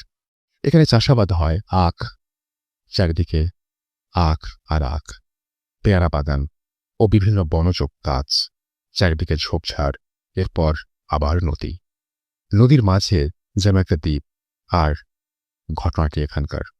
এবার আসল ঘটনায় যাওয়া যাক। আমাদের নদীর পাড়ে একটি ইট ভাটা আছে, সেখানে একটি ফুটবল খেলার মাঠ আছে, যেখানে প্রতিদিন আমরা ফুটবল খেলি। প্রতিদিন সন্ধ্যার আজানের সময় আমরা খেলা শেষ করি, এরপর সবাই বাড়িতে যাই। নদীর পাড়ে কোনো বাড়িঘর নেই তেমন। প্রতিদিনের মতো খেলা শেষ করে বাড়ি যাব। হঠাৎ এক ভাই বলল, চল নদীর পাড়ে গিয়ে বসি। আমরা 5 জন নদীর পাড়ে গিয়ে বসলাম। দেখলাম নদীর পাড়ে একটি ছোট নৌকা বাঁধা। এই নৌকা ছাড়া আর কোনো নৌকা নেই সেখানে। এই নৌকাটি দিনের বেলায় মাছ ধরতে যায় এক জেলে। আর তাই নৌকাটি আমার এক ভাই বলল, নদীর ওপারে গিয়ে পেয়ারা খেয়ে আসি। প্রথমে রাজি হলাম না, কারণ আমি তেমন সাঁতার জানি না, আর বিষধর সাপের ভয় আছে। প্রথমে রাজি না হলেও 4 জন রাজি হয়, বাধ্য হয়ে আমিও রাজি হলাম। এবার এই ছোট নৌকা নিয়ে আমরা নদীর ওপারে যাওয়ার জন্য রওনা দিলাম। তখন সন্ধ্যা, চারিদিকে অন্ধকার নেমে আসছে। আমাদের সবাই নৌকা চালাতে পারি আমরা, কারণ আমরা নদীর পাশেই আমাদের বসবাস। প্রথমে আমাদের নৌকা ভালোই চলছিল। একজন নৌকার হাল মারছে, একজন নৌকার বৈঠা ধরছে। খুব জোরে যাচ্ছিল আমাদের নৌকাটি। নৌকা যখন মাঝ নদীতে গিয়ে হঠাৎ আমাদের নৌকাটি থেমে যায়। ভাবলাম হয়তো নদীর মাঝে চর পড়েছে, তাই হয়তো নৌকা বেঁধে গেছে। এটা সবাই স্বাভাবিকভাবেই নিল। কিন্তু আমরা দেখলাম অনেক পানি, এখানে নৌকা বেঁধে যাওয়ার কোনো কারণ নেই। অনেক কষ্ট করে আস্তে আস্তে নদীর ওপারে নৌকা নিয়ে পার হলাম। তখনও বিষয়টা স্বাভাবিক ছিল, কিন্তু দেখলাম আকাশে মেঘ নেমে আসছে, চারিদিকে অন্ধকার ছেয়ে যাচ্ছে। তখন ভাবলাম আমরা যাব না, আমরা নৌকা নিয়ে আমাদের এলাকায় ফিরে যাব। নদীর পাড়ের একটু দূরেই একটা বিশাল পেয়ারা বাগান। সবাই বলল আমাদের পাড়ে যেতে তো আর 30 মিনিট সময় লাগবে, তার চেয়ে আমরা পেয়ারা বাগানে পেয়ারা পেরে নিয়ে আসি। আর এটার জন্য তো এখানে আসা। রাতে পেয়ারা বাগান দেখাশোনা করার জন্য পাহারাদার থাকে, তাই সাবধানে পেয়ারা পারতে হবে, ধরা খেলে জরিমানা হবে। এই চরে পেয়ারা বাগানের পাহারাদার ছাড়া একটি মানুষও থাকে না রাতের বেলায়। যে ভাবা সেই কাজ। 3 জন পেয়ারা পারতে গেল, আমি আর সিরাজুল নৌকার উপর বসে রইলাম, কারণ নৌকা বেঁধে রাখার জায়গা ছিল না। তাই নৌকাটি ভেসে অন্য জায়গায় চলে যেতে পারে। তাই আমরা 2 জন নৌকার উপরে বসে গল্প করছিলাম। 10 মিনিট পর বড় ভাই মনোয়ার অনেকগুলো পেয়ারা নিয়ে এলো, কিন্তু এখন 2 জন আসে নাই। অনেকক্ষণ পর একজন আসলো অনেকগুলো পেয়ারা নিয়ে, কিন্তু শুভ নামের এক ভাই আর এলো না। শুভকে নিয়েই আমাদের সাথে প্রথমে ঘটনা শুরু হলো। দেখতে দেখতে 20 মিনিট চলে গেল, কিন্তু শুভ এলো না। 2 জন গিয়ে পেয়ারা বাগানের চারিদিকে খুঁজে এলো, কিন্তু কোথাও শুভকে পাওয়া গেল না। এমন করে 1 ঘন্টা পার হলো। তখন আমরা ভাবলাম হয়তো পাহারাদারের হাতে ধরা পড়েছে, তাই আসছে না। তখন আমরা সিদ্ধান্ত নিলাম আমরা সবাই গিয়ে পাহারাদারের কাছ থেকে মাপ চাবো, শুভকে ছাড়িয়ে আনবো। অনেক কষ্ট করে ছোট নৌকাটি পাড়ে উঠালাম। সবাই নৌকার হাল বৈঠা হাতে নিলাম। চরে এত পরিমাণে সাপ তা মুখে বলা যাবে না, বিষধর সাপ। আর আমাদের কাছে কোনো মোবাইল বা টর্চ নেই, তাই আল্লাহর নাম নিয়ে শুভকে খুঁজতে লাগলাম। শুভ নাম ধরে চিৎকার করতে লাগলাম। আখের ক্ষেত পেয়ারা বাগান, অন্ধকারে কিছুই দেখতে পাচ্ছি না, কখনো পড়ে যাচ্ছি মাটিতে। আমরা এত ডাক দিচ্ছি কিন্তু ওর কোনো সাড়া নেই। আমরা পুরো পেয়ারা বাগান ঘুরলাম আর ডাকলাম শুভ, শুভ, কিন্তু কেউ নেই, নেই কোনো পাহারাদার। ভাবলাম আজ হয়তো পাহারাদার আসে নাই, বা হয়তো তিনি রাতে থাকে না। আমরা তখন চরম বিপাকে পড়লাম, তাহলে শুভ গেল কোথায়? অন্ধকার কালো মেঘ পুরো আকাশ থেকে গেছে। আমরা যদি শুভকে না নিয়ে যাই তাহলে ওর পরিবারের কাছে জবাবদিহিতা করতে হবে, আর তার যদি শুভর সাথে খারাপ কিছু হয় তাহলে পুলিশ আমাদের 4 জনকে গ্রেফতার করবে। এটাও ভয় হচ্ছিল, সবাই অনেক টেনশনে পড়ে গেলাম। অন্ধকার, সাপেরও ভয় আছে, আবার কি তাকে দেখে চলে যাই। আমরা সবাই ভাবছিলাম আমাদের এলাকাতে আরো লোক নিয়ে এসে খুঁজব, কিন্তু আমরা যদি গ্রামের লোকজন ডাকতে হয় তাহলে অনেক সময়ের ব্যাপার। তাই শুভ এসে, আর শুভ যদি এসে নৌকা না পায় তাহলে সে ভয়ে মারা যাবে, কারণ এই পারে তো আর নৌকা নেই। সবাই বললাম আমরা আগে ভালো করে খুঁজে দেখি। এদিকে আমাদের সাপ যদি কামড় দেয় ভয়ে গা ঝমঝম করছিল, কিন্তু কি আর করার আছে আমাদের, সবকিছু মহান আল্লাহ তাআলার উপর ছেড়ে দিলাম। আমরা সবাই চিৎকার করে ডাকছি শুভকে, কিন্তু কোথাও সাড়া নেই। চারিদিকে শুধু অন্ধকার আর ঝিঝি পোকার ডাক। আমরা অন্ধকারে কোথায় যাচ্ছি তার কোনো ঠিক নেই। আমরা প্রায় 2 কিলোমিটার হাঁটার পর শুভর কোনো খোঁজ পেলাম না। যত হাঁটছি তত এই কালো অন্ধকারে গভীরতা বাড়ছে। হঠাৎ দেখতে পেলাম একটা গভীর জঙ্গল, ছোট ছোট গাছপালা, চারিদিকে অন্ধকার। আমাদের মধ্যে একজনের চোখে পড়ল অদূরেই আলো মিটমিট করে জ্বলছে এই জঙ্গলের ভেতর। আমরা ডাকলাম শুভ, কোনো উত্তর নেই। আবার ডাকলাম শুভ, আবারও কোনো উত্তর আসলো না। আমরা সাহস করে জঙ্গলের ভেতরে গেলাম। গাছ ছমছম করছে সবার। ভেতরে গিয়ে দেখি শুভর মোবাইলের টর্চ জ্বলছে। এক শুভ ছাড়া আমাদের কারো কাছে মোবাইল ছিল না। দেখলাম শুভর মোবাইলটি মাটির ওপর পড়ে আছে, আর শুভ মাটিতে হাঁটু গেড়ে বসে আছে, কোনো কথা বলছে না। আমি এত ডাকলাম, কোনো কথা নেই। আমি গায়ে হাত দিতে শুভ চিৎকার করে উঠল, মা। আর বললাম কি হয়েছে তোর? সে কিছুই বলতে পারল না, ভয় থরথর করে কাঁপছিল। কিছুক্ষণ পর শুভ বলল, ভাই আমি কোথায়? তোমরা কোথায় গেছো? আমরা বললাম, কি বলছিস তুই? 1 ঘন্টার বেশি সময় ধরে তোকে খুঁজছি, আর তোর সাথে আমরা ছিলাম কেমন করে? আমরা আর কিছু বললাম না শুভকে। এবার শুভকে নিয়ে নদীর পাড়ে আসলাম। তখন শুভ বলছে, ভাই আমি এত দূরে এলাম কি করে? আমরা শুভর কাছে জানতে চাইলাম কি হয়েছিল তোর সাথে। তখন শুভ বলতে শুরু করলো, আমি যখন পেয়ারা বাগানে পেয়ারা পাড়ছিলাম হঠাৎ আমার গা শিরশির করে উঠল। একটু দূরে চোখ গেল, আমি দেখলাম একজন কালো কাপড় পরা কে দাঁড়িয়ে আছে, হাসছে। আমি মোবাইলের টর্চ চালু করে দেখলাম কেউ নেই। আবার টর্চ বন্ধ করতেই সেই হাসির শব্দ। আবার টর্চ চালালাম, কেউ নেই। আমি যখন পেছনের দিকে তাকালাম দেখলাম তোমরা সবাই দাঁড়িয়ে আছো। এবার তোমরা সবাই হাঁটা শুরু করলা, আমিও পেছন পেছন হাঁটা শুরু করলাম, কিন্তু কেউ কোনো কথা বলছো না। আমি এতগুলো কথা বললাম, কেউ সাড়া দিলে না। হাঁটতে হাঁটতে সবাই যেন অদৃশ্য হয়ে গেল। আর তখন থেকে শুরু হলো ভয়ঙ্কর হাসির শব্দ, শত শত মানুষের হাসির শব্দ। আমি প্রচন্ড ভয় পেলাম, কোথায় যাব ভাবছিলাম, কিন্তু কোনো রাস্তা নেই, সবই নতুন। হঠাৎ করে অন্ধকারে দেখলাম শত শত লাল রঙের চোখ আমার দিকে তেড়ে আসছে। আমি মোবাইলের টর্চ আনতে দেখলাম কালো কাপড় পরে আমার চারিদিকে শত শত মানুষ আর লাল রঙের চোখ। মোবাইল আমার হাত থেকে মাটিতে পড়ে যায়। তখন ওদের মধ্য থেকে একজন বলছে, মাটিতে বসে পড়। আমি হাঁটু মুড়ে বসে পড়লাম।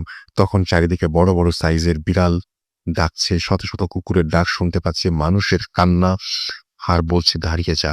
কিন্তু কিন্তু কি যেন বলছে, দাঁড়িয়ে যাস না, বসে থাক, তাহলে ওরা তোকে মেরে ফেলবে, একটু পরে সব ঠিক হয়ে যাবে তোর। আমি একটু নড়াচড়া করতে পারছি না, পুরো শরীর যেন স্থির হয়ে গেছে, ঠান্ডা হয়ে গেছে। মনে হয় দেহ থেকে এখনই প্রাণটা বেরিয়ে যাবে। কুকুর, বিড়াল আর শত শত মানুষের তাণ্ডব। এবার শুভ বলল, হঠাৎ দেখি তোমরা আমাকে ডাকছো, কিন্তু শত শত মানুষের কান্নার শব্দ। তোমাদের কারো কথা ভালো করে শুনতে পাচ্ছিলাম না, আর আমার মুখ দিয়েও কোনো শব্দ বের হচ্ছিল না। আর যখন আমার শরীরে হাত দিলে তখন সবকিছু যেন হারিয়ে গেল। তখন আমার শরীরটা এত হালকা লাগলো তোমাদের বোঝাতে পারবো না। আর এই কথাগুলো বলে শুভর কাছ থেকে শুনলাম এবং আমাদের প্রচন্ড ভয় লাগতে শুরু করলো। সবাই আল্লাহর তাআলার কাছে শুকরিয়া আদায় করে আমরা নৌকাতে উঠলাম। তখন থেকে শুরু হলো আমাদের সাথে একটি ঘটনা। নদীর পানি উত্তাল এবং উথাল পাথাল অবস্থা শুরু হলো। এতক্ষণ সবকিছু ঠিকই ছিল, কিন্তু কে যেন কি হচ্ছে আমরা বুঝলাম না। আকাশে মেঘ আছে, অন্ধকার আছে, কিন্তু কোনো ঝড় নেই। কিন্তু মনে হচ্ছে নদীর পানির নিচে প্রচন্ড আকারের ঝড় হচ্ছে। নৌকার ওপর পানি উঠতে শুরু করলো। সবাই তখন ভয়ে চিৎকার শুরু করলাম, বাঁচাও বাঁচাও, কিন্তু কারো কোনো আওয়াজ বের হচ্ছিল না। আমরা জোরে জোরে নৌকা চালাতে লাগলাম, কিন্তু নৌকার মাঝ নদীতে যে আর যেতে চাইলো না। আমরা দাঁড়িয়ে আছি এক জায়গাতে, হঠাৎ দেখি কালো ছায়ার মতো শত শত লোক নদীর পাড়ে বসে হাসছে আর চরের মাঝখান থেকে আমাদের দিকে ঢিল ছুঁড়ে মারছে। কিন্তু একটা বিষয়, ঢিল আমাদের নৌকার ভেতর পড়ছে, কিন্তু আমাদের গায়ে আঘাত করছে না। এদিকে নৌকায় উতাল পাতাল অবস্থা। মনে হয় নৌকা এবার সত্যি সত্যি ডুবে যাবে আর আমরাও ডুবে যাব। হঠাৎ দেখি শত শত লোকগুলো পানির ওপর দিয়ে আমাদের দিকে ছুটে আসছে। এমন সময় কোথা থেকে যেন একটা বিশাল কালো ছায়া আমাদের মাথার উপরে আসলো এবং কান্নার শুয়ে বলল, আজান দে। আমরা সবাই আজান দেবার চেষ্টা করলাম, কিন্তু আমাদের মুখ দিয়ে কোনো আজান বের হচ্ছে না। ওইদিকে শত শত কালো ছায়া আমাদের দিকে তেড়ে আসছে। হঠাৎ আমার মুখ থেকে আজান বের হলো, আমি আজান, কিন্তু আমার আজান সঠিক হচ্ছে না, বারবার আজান ভুল হচ্ছে। এবার হঠাৎ সঠিকভাবে আমি চিৎকার করে আজান দিচ্ছিলাম। কালো ছায়া এখনো আমার মাথার উপরে। দেখলাম শত শত কালো ছায়া আমাদের চারিদিকে ঘিরে আছে। এবার সবকিছু স্বাভাবিক হতে শুরু করলো। ওই শত শত লোকগুলো এবার হাসছে না, এবার সবাই চিৎকার করে কান্না করছে আর আমি আজান দিয়ে যাচ্ছি। সবাই জোরে জোরে নৌকা চালাচ্ছে। হঠাৎ আমাদের মাথার উপর কালো ছায়া মিশে গেল। শত শত লোক বলছে, বেঁচে গেলি, আর সবকিছু নিমেষে হারিয়ে গেল, পানির সাথে মিশে গেল। নৌকাও আমাদের পাড়ে এসে ফিরল, কিন্তু সেখান থেকে নৌকা নিয়ে গিয়েছিলাম সেখানে আসতে পারি নাই। আমাদের ওই পাড়ের অন্য এক জায়গায় নৌকা ফিরল হাতে। হয়তো অন্ধকার, তাই ঠিক পাড়ে আসতে পারিনি। পাড়ে এসে দেখি আমাদের সবার বাড়ির লোক নদীর পাড়ে এসে দাঁড়িয়ে আছে, আমাদের খুঁজতে এসেছে। দেখলাম রাত 11:20 বাজে। বাড়ির লোকজনকে দেখার পরই সবাই শান্তি পেলাম, বেঁচে গেলাম নিশ্চিত মৃত্যুর হাত থেকে। মহান আল্লাহর কাছে লাখ লাখ শুকরিয়া আদায় করে বাড়ি গেলাম। আমাদের মাথার উপরে কালো ছায়াগুলো কি ছিল আদৌ জানি না, কিন্তু কেন আমাদের সাথে এইরকম ঘটনা ঘটল তার ব্যাখ্যা নেই। পরের দিন সবার প্রচন্ড জ্বর এসেছিল, কিন্তু আমি সুস্থ ছিলাম। এছাড়াও আমাদের কোনো ক্ষতি হয়নি। এখন আমরা সবাই সুস্থ আছি। এটাই ছিল আমার সাথে ঘটে যাওয়া একটি ঘটনা। গুছিয়ে লিখতে না পারার জন্য ক্ষমা চেয়ে দিচ্ছি। ভালো থাকবেন।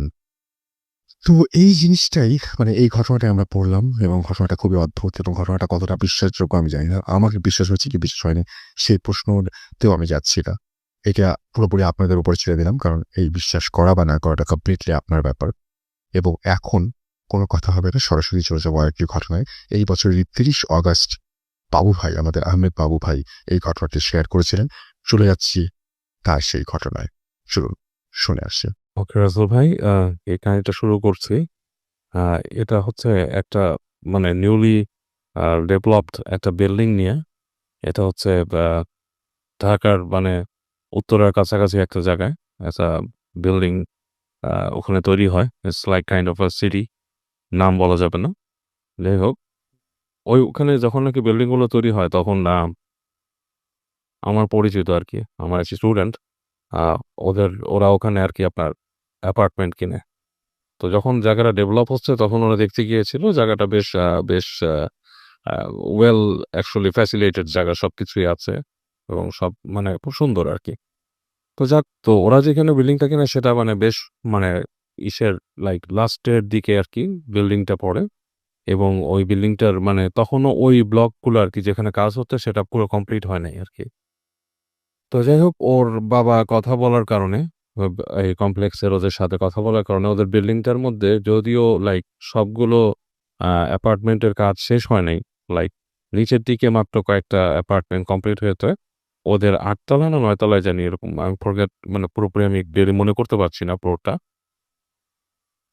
ওখানে ওদের আর কি কাজটা শেষ করে দেয়, বলে যে এটা আমরা কমপ্লিট করে দিব, আপনি উঠে যেতে পারবেন। তো ওর বাবা মোটামুটি ওই দিন জায়গাটা কমপ্লিট করার পরে ওরা একদিন সময় মতো ওই বিল্ডিং উঠে যায় আর কি। তো যাক, ওর কথা হচ্ছে যে জায়গাটা খুবই সুন্দর ছিল, অ্যান্ড যখনই বেরোতো দেখা যেত যে রাতের বেলা বেশ কোয়াইট একটা নাইস এনভায়রনমেন্ট লাগছিল। যাই হোক, তো বাসাটা যখন উঠে ওদের ফ্যামিলিতে ছিল ও, ওর বোন আর ওর একটা ছোট ভাই, একদম ছোট নিউবর্ন বলতে ঠিক না, লাইক ৩-৪ বছর বয়স হবে ভাইটার। তো ওই ছোট ভাইটার জন্য ওরা আরকি অ্যাকচুয়ালি একটা রুম রেখেছিল। রুমটা হচ্ছে ওর বাবা-মার রুমের ঠিক পাশে এবং ওটাকে ওরা সুন্দর করে সাজিয়ে গুছিয়ে আ ওভাবে করে রেডি করে রেখেছে। ওখানে ক্রিব আছে, রকিং চেয়ার আছে, সবকিছু ওখানে রেখে তো ওরা রাখছে এবং চিন্তা করছিল যে কয়েকদিন পরে যখন নাকি আরেকটু ইউজড টু হয়ে যাবে, ওর বাচ্চা মানে ওর ভাইটা একটু বড় হলে ওখানে আলাদা থাকবে হবে। আচ্ছা। তো ওরা ওই বাসায় ওঠে এবং ওঠার পর থেকে ওই বাসার মধ্যে ওরা মানে ওর কাছে খুব একটা মানে ফিশি ফিলিংস হয় বাসাটাতে ওঠার সময়। কারণ লিফটটা মাঝখানে কিন্তু কোনো ফ্লোরে থামে না আরকি। মাঝখানে ওই যে ২ তলা ৩ তলা পর্যন্ত এমনি আছে। তারপর টান দিয়ে একদম সোজা ওদের ফ্লোর পর্যন্ত ওঠার একটা ব্যবস্থা ওরা করছে। তো মাঝে, মাঝেই দেখা যাচ্ছে লিফট বন্ধ। তো সিঁড়ি দিয়ে উঠতে হইতো আরকি। জি। তো সিঁড়ি দিয়ে যখন উঠতো, তখন দেখতো যে সিঁড়ি দিয়ে বেশ মাঝখানের ফ্লোরগুলা বেশ অন্ধকার এবং বিশাল একটা কমপ্লেক্সের মধ্যে সিঁড়িতে যখন উঠতেছে, তো অন্যান্য ফ্লোরগুলা যেখানে আছে সেগুলোর দরজা লাগানো ছিল না। বেশ দেখা যেত হু, হু, হু, হু করে বাতাস এরকম খেলা করত মাঝখানে। তো জিনিসটা ওর কাছে মানে খুব মানে বেশ গা শিরশিরানি লাগতো আরকি। আচ্ছা। তো ওখানে ওঠার ৩-৪ দিন পর একদিন রাতের বেলা এরকম ও উঠতেছে সিঁড়ি দিয়া। তো যখন সিঁড়ি দিয়ে উঠতেছে, ওঠার পরে মনে করেন যে প্রায় ৫-৬ তলার মতো উঠছে আরকি। এরকম একটা কাছাকাছি ফ্লোরে এসে হঠাৎ করে দেখলো যে ওখানে যে লাল লাইট লাগানো ছিল, মানে আমরা যে ফিলামেন্টের যে বাল্বগুলো ব্যবহার করি ওইটা। ওইটা পিট, পিট, পিট, পিট করে ঠাস করে নিভে যায় লাইটটা। তো লাইটটা যখন নিভে যায়, তোর কাছেও মনে হয় এটা হতে পারে ভোল্টেজ ফ্লাকচুয়েশন করছে বা কিছু। কিন্তু সিনটা ওর কাছে একটু সিনেমেটিক লাগছে। মানে সিনেমায় যেরকম দেখে। তো সে খুব মজা পাইছে আরকি। আচ্ছা। মজা পেয়ে বলে যে, "এটা কি মানে মনে হচ্ছে ওটা ভৌতিক ব্যাপার, হ্যাঁ? আমি এটা একটু বলতে পারবো বাসায় যে এরকম লাইট নিভে গেল।" তো এটা চিন্তা করে ও যখন সিঁড়িতে উঠছে রাসেল ভাই, তখন ও দেখলো যে বাতাস, প্রচন্ড বাতাস। যতটুক না বাতাস নরমালি উপরে হচ্ছিল তার থেকে বাতাসটা বেড়ে গেছে। এবং বাতাসটা বেড়ে যেয়ে লাইক ওর সামনে একটা সার্কেলের মতো, কুশনের মতো বাতাস ওখানে ঘুরতেছে। জাস্ট ওই জায়গাটার মধ্যে। তো ওখানে ও দাঁড়ায় যায়। ও দাঁড়ায় যেয়ে কিছুক্ষণ চিন্তা করে যে এই বাতাস কি জন্য হচ্ছে? এটা কি কোনো ভৌতিক কোনো কিছু নাকি? তখন চিন্তা করলো যে এরকম বাতাস তো মাঠে ঘাটেও অনেক দেখে গরমকালে। তো ও এটা চিন্তা করে না, ও হেঁটে যায়। ও হেঁটে যখন যায় ও ঠিক বাতাসটাকে ক্রস করেই যায়। আচ্ছা। এবং বাতাসটাকে যখন ক্রস করে যায় ওর হঠাৎ করে ওর শরীরটা ঝিমঝিম করে ওঠে। মানে ইটস অ্যান আনইউজুয়াল ফিলিং তার হয় এবং লাইক মানে পুরা শরীরটা কাঁটা দিয়ে ওঠে এবং মনে হচ্ছে যে কেউ ওর ঘাড়ের কাছে চেপে ধরছে, এরকম একটা ফিল হয়। তো ও মোটামুটি একটু অস্বস্তি ফিল নিয়ে আস্তে, আস্তে উপরে চলে আসে এবং যখন উপরে আসতে থাকে এরপরে প্রতিটা পদক্ষেপে সে ভয় পাওয়া শুরু করে আসলে ভাই। লাইক ওর মনে হচ্ছে যে সামথিং ইজ ফলোইং হিম, এরকম একটা ফিল নিয়ে সে উপরে ওঠে এবং উপরে উঠে বাসার মধ্যে আসে। বাসায় এসে গেট নক করে। নক করার পর অনেকক্ষণ পরে ওর মা গেট খুলে বলে, "কি হইছে তোমার? তোমার এরকম লাগতেছে কেন তোমাকে?" তো বলে যে, "আমি এরকম উঠছি, এরকম।" মাকে বলে যে, "আমি এরকম দেখছি।" তখন আর ওই লাইট বন্ধ হওয়ার ব্যাপারটা সে মজা করে বলে না। তখন মনে হচ্ছে ওর কাছে ভয় লাগতেছে। সেভাবে করেই বলে। তো বলার পর ওর মা বলে যে, "বাবা এইভাবে তো ঠিক না। তুমি রাতের বেলা এভাবে উঠছো, এরকম বাতাসে ঘূর্ণি দেখছো, এগুলার মধ্যে দিয়ে হাঁটা ঠিক না। অনেক কিছু খারাপ থাকে এসে।" তোর মা ওকে করে কি পানি পড়া মানে পানি পড়ে সেটা খেতে দেয়। তো সেটা করেও তার কাছে শান্তি লাগতেছিল না। ও এটা পানিটা খায়। খাওয়ার পরে রাতের বেলা ও রাতে ঘুমাতে যায় আরকি বাসায়। মানে যখন রাতে ঘুমাতে যায় অনেকক্ষণ কম্পিউটার ব্রাউজ করে। লাস্টে যখন আপু ঘুমাইছে, লাইট-টাইট নিভায় দিছে। তো তখন আসলে অনেকক্ষণ পর ওর মনে হচ্ছে যে ওই যে রুমটা যেখানে ওর ভাইয়ের থাকার কথা, সেখান থেকে ওর ভাইয়ের শব্দ শুনতেছে। লাইক মানে বাচ্চাদের যেমন ২-১ টা শব্দ, হ্যাঁ? লাইক বাচ্চারা করে না শব্দ করে মানে কথা বলে অস্পষ্ট টাইপের। ওই ধরনের একটা শব্দ শুনতেছে। তো মনে হয় ভাই ওখানে করতেছে। ভাই তো আমার রুমে। আমার রুমটা হচ্ছে বামে দিকে করিডোর দিয়ে একটু দূরে। এত সহজে শব্দ শোনার কথা না। তো ও করে কি বিছানা থেকে ওঠে। উঠে আস্তে, আস্তে করে গেট খুলে। তো গেটটা যখন খুলে ও ফিল করে যে করিডোরের মধ্যে কিছু একটা বসা। ও পুরা করিডোরটার মধ্যে। কিছু একটা বসে আছে। লাইক মানুষ বা কিছু একটা। কিন্তু যেটা কোনো মানে ও দেখতে পারত না কিছু। কিন্তু মনে হচ্ছে কিছু একটা বসা। যাই হোক খুব ভয় পায়। ভয় পেয়ে আস্তে, আস্তে যায়। দেখে যে শব্দটা ঠিক ওর ভাইয়ের যে রুমটা সেখানে। ওখান থেকে আসতেছে এবং গেটটা লাগানো না, ভেজানো গেট। মানে একটু চাপানো, একটু খোলা। তো তখন চিন্তা করতেছে যে আম্মু কি কোনো কারণে ওকে এই রুমে রেখে গেছে বা কিছু। ও মানে হঠাৎ করে মানে একটু অন্যরকম চিন্তা করে। তো হেঁটে, হেঁটে যায়। যেয়ে কি করে গেটটার কাছে যখন যায় তখনও মানে স্পষ্ট শব্দ শুনতেছে। ওর ভাইয়ের সেই ছোট বাচ্চার গলা। যখন ঠেলা দিয়ে ঢুকার পর দেখে যে শব্দটা বন্ধ হয়ে গেছে। বন্ধ হয়ে গেছে, কেউ নাই। কিন্তু ওই যে কোণার মধ্যে যে চেয়ার রাখা, সেইখানে সে দেখে তাকায় যে একটা অবয়ব বসা। ইটস লাইক চেয়ারের উপরে কেউ বসে আছে এবং লাইক পাটা মাটিতে না, পাটা লাইক উঁচু করে বসা। এবং ওই মুখের জায়গাটা কিছু দেখা যাচ্ছে না, যে মুখের জায়গাটা চোখের মতো দেখা যাচ্ছে এবং চোখটা লাইক আগুনের চোখের মতো। এবং এটা দেখার পরে ওর গা একদম শিরশির করে ওঠে, এক লাফ দিয়ে ও বের হয়ে আসে রুম থেকে। রুম থেকে যখন চলে আসে, ওর কাছে মনে হয় যে ওই করিডোরের মধ্যেও কেউ একজন এরকম বসে আছে, ঠিক একই রকম শেপের কিছু একটা। ও লাফ দিয়ে এসে রুমে পড়ে ভয়ে কাঁপতে থাকে এবং ওইভাবে ওই রাতটা ওর কেটে যায়। এবং ও সকালবেলা মানে দিনের বেলা ওর মাকে এরকম বলে যে, "আমি এরকম দেখছি রুমের মধ্যে।" তো ওর মা বলে, "তুমি এই যে কালকে ওখানে আসছো, তুমি ভয় পাইছো, দুঃস্বপ্ন দেখতে এরকম কিছু না। মানে ইটস লাইক এটা খুবই নরমাল জিনিস। তুমি হয়তো ভয় পাইছো এসে, তুমি দোয়া পড়ো, নামাজ পড়ো।" এগুলো বলে ওর মা ওকে সান্ত্বনা দেয়। তো পরদিন যখন নাকি ওই বাসার মধ্যেও থাকে, ওর কাছে সারাদিন মনে হয় যে বাসার মধ্যে কেউ একজন আছে এবং ওর দিকে নজর রাখে। ও মানে ও ভালো ফিলই করতেছে না বাসায়। এবং ও সন্ধ্যার পরে একটু বাইরে যেতে চায় চা খাওয়ার জন্য। ও যখন সিঁড়ি দিয়ে নামতে যায় তখন ওর মনে হয় সিঁড়ির গোড়ায় কেউ বসা। এবং ও আবার উঠে আসে, ওইদিন আর নামে না ও বাসার ভেতর থেকে। ও বাসার মধ্যে চলে আসে, এসে ঘরের মধ্যে ঢুকে, ঘরের মধ্যে ওর কাছে ওরকম ফিল হইতে থাকে। তো ঐদিন ঠিক সন্ধ্যার আগে দিয়ে যেটা হয়, ও ওই হেঁটে, হেঁটে ওর মায়ের রুমের দিকে যায় আরকি। যেয়ে দেখে যে ওর ভাইটা ওখানে আপনার হয়ে আছে। তখন মনে করেন জাস্ট সন্ধ্যাটা ঘনায় গেছে এরকম একটা সময়। যেয়ে দেখে যে ওই মায়ের রুমের মধ্যে মাটা কেউ না, কিন্তু ভাইটা ক্রিবের মধ্যে দাঁড়ানো করতেছে। তো ও যখন কাছে যায়, ওর ভাইটা ওকে দেখে একদিকে তাকায় থেকে মানে ওর দিকে তাকায় একটা চিৎকার করে। চিৎকার করে পুরো নীল হয়ে যায় গায়ে, কাঁদতে থাকে ওর ভাইটা। সিরিয়াস কাঁদতে থাকে। ও যত কাছে যায় মনে হয় কান্নার আরো বেড়ে যাচ্ছে। মানে কান্নার মানে মানে লিমিটলেস কান্না। মানে বাচ্চারা মানে এক নাগাড়ে কাঁদতেছে। তো ওর মা দৌড় দিয়ে আসে, কি হইছে এসে? বাচ্চাকে কোলে নেয়, বাচ্চার কান্না একদমই থামে না। বাচ্চা ওর দিকে তাকায় নীল হয়ে কাঁদতেছে এবং গায়ের কালার পুরা নীল হয়ে গেছে বাচ্চার।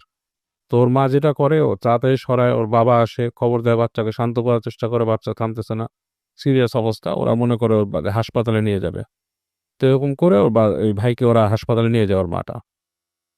তো হাসপাতালে নিয়ে যেয়েও আসলে বাচ্চার কিছু হয় না। বাচ্চাকে আপনার ডাক্তাররা শান্ত করার চেষ্টা করে, ওষুধ দিয়ে এই দিয়ে পাঠায়, কাঁদতেছে। তো ওখানে ওদের প্রতিবেশী একজন বলে যে, "এখানে একজন আছে, হুজুর আছে, ওনার সাথে দেখান। কি হয়েছে বাচ্চার?" এই সেই। তো ওর বাবা-মা হুজুরের সাথে কন্ট্যাক্ট করে। হুজুরের সাথে কন্ট্যাক্ট করার পরে হুজুর আসে, ওদের বাসায় আসে। তো হুজুর বাসায় এসেই হুজুর যখন বাসাটায় ঢুকে, তখন উনি ওই বাসায় পা দিয়ে বলে যে, "এই বাসাটার মধ্যে কিছু একটা সমস্যা আছে।" বলে যে, "কি সমস্যা?" বলে যে, "এখানে কোনো একটা কিছুর আসর আছে।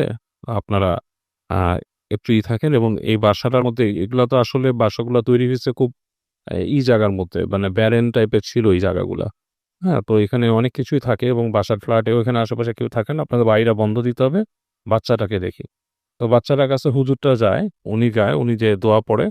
দোয়া পড়ে বাচ্চাটাকে যখন উনি ধরে ফু দেয়, তখন বাচ্চাটার কান্না-টান্না যতটুক ছিল, বাচ্চাটা কেঁপে, কেঁপে উঠতেছিল।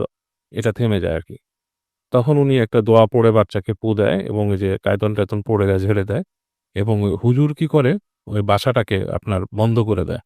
উনি দোয়া পড়ে করে উনার কিছু প্রসিজার করে উনি বাসাটাকে বন্ধ করে দেয়। বন্ধ করে দিয়ে বলে যে, "আপনারা একটা জিনিস সাবধানে থাকবেন যে, যেহেতু এখানে বাচ্চা আছে, আপনারা খুব সাবধানে থাকবেন। ছোট বাচ্চাদেরকে এরকম দুষ্ট জিনরা অনেক ডিস্টার্ব করে, ভয় দেখায়।" এই সেই। আর ওই উনি তখন এগুলো বলে বাসাটা বন্ধ করে যখন উনি যাচ্ছে, তখন উনি ওই ভাইটার দিকে নজর পড়ে আরকি। আমার স্টুডেন্ট যেটা ছিল ওর দিকে নজর পড়ে, বলে কি যে, "ওর এরকম অবস্থা কেন?" ও তখন বলে যে, ওর কাছে যে ফিলটা হচ্ছিল ওই হুজুরকে দেখে, ওর কাছে খুব রাগ লাগতেছিল হুজুরটাকে দেখে। মানে অস্বস্তি ফিল হচ্ছিল যে, কেন এই লোকটা এখানে কি করতেছে? মানে সে মানে অসহ্য লাগতেছিল। যেহেতু অসহ্য লাগার তার কোনো কারণ নাই। আ হুজুর তাকে দেখে অনেকক্ষণ তাকায় থেকে বলে কি, "ওর কি কোনো সমস্যা আছে? ও কোথায় গেছিল?" তখন ওর মা বলে যে, "না এরকম না, বাট ও কয়দিন আগে এরকম ভয় পাইছে।" তখন হুজুর ওকে বলে যে, "ওকে আমার ঝাড়তে হবে।" তো ওকে নিয়ে যায়, হুজুর নিয়ে রুমে বসায়, আরেক রুমে বসায় ওকে ঝাড়ার ব্যবস্থা করে। এবং ওকে ঝেড়ে-টেড়ে ওকে ফু দিয়ে দেয়। ও বলছে যতবার হুজুর ওকে ঝাড়ছে, ততবারই নাকি ওর শরীর দিয়ে মনে হচ্ছে যে লাইক একটা গুজবাম্পের মতো চলে গেছে, মানে প্রত্যেকবার শরীর হয়ে গেছে, এবং এক পর্যায়ে লাইক খুব প্রশান্তি আসছে, মানে ঘুমের মতো, মানে লাইক মনে হচ্ছে যে ঘুমায় যাবে এরকম একটা পজিশন। তো ওকে বলে যে বাবা তুমি কিন্তু সন্ধ্যার সময় এখান থেকে বেরোবা না, হ্যাঁ।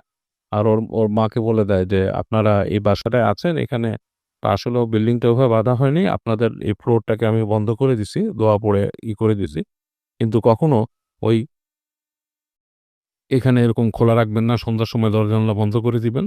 এবং এরকম বলে উনি হুজুরটা চলে যাওয়ার দোয়া দিয়ে যায়, এবং কিছু ওই যে দোয়া টোয়া টানায় রাখতে বলে বাসা। তো এবং বলে যে অনেক রকম ফেস করবেন প্রবলেম, বাট বাসার মধ্যে কিছু হবে না।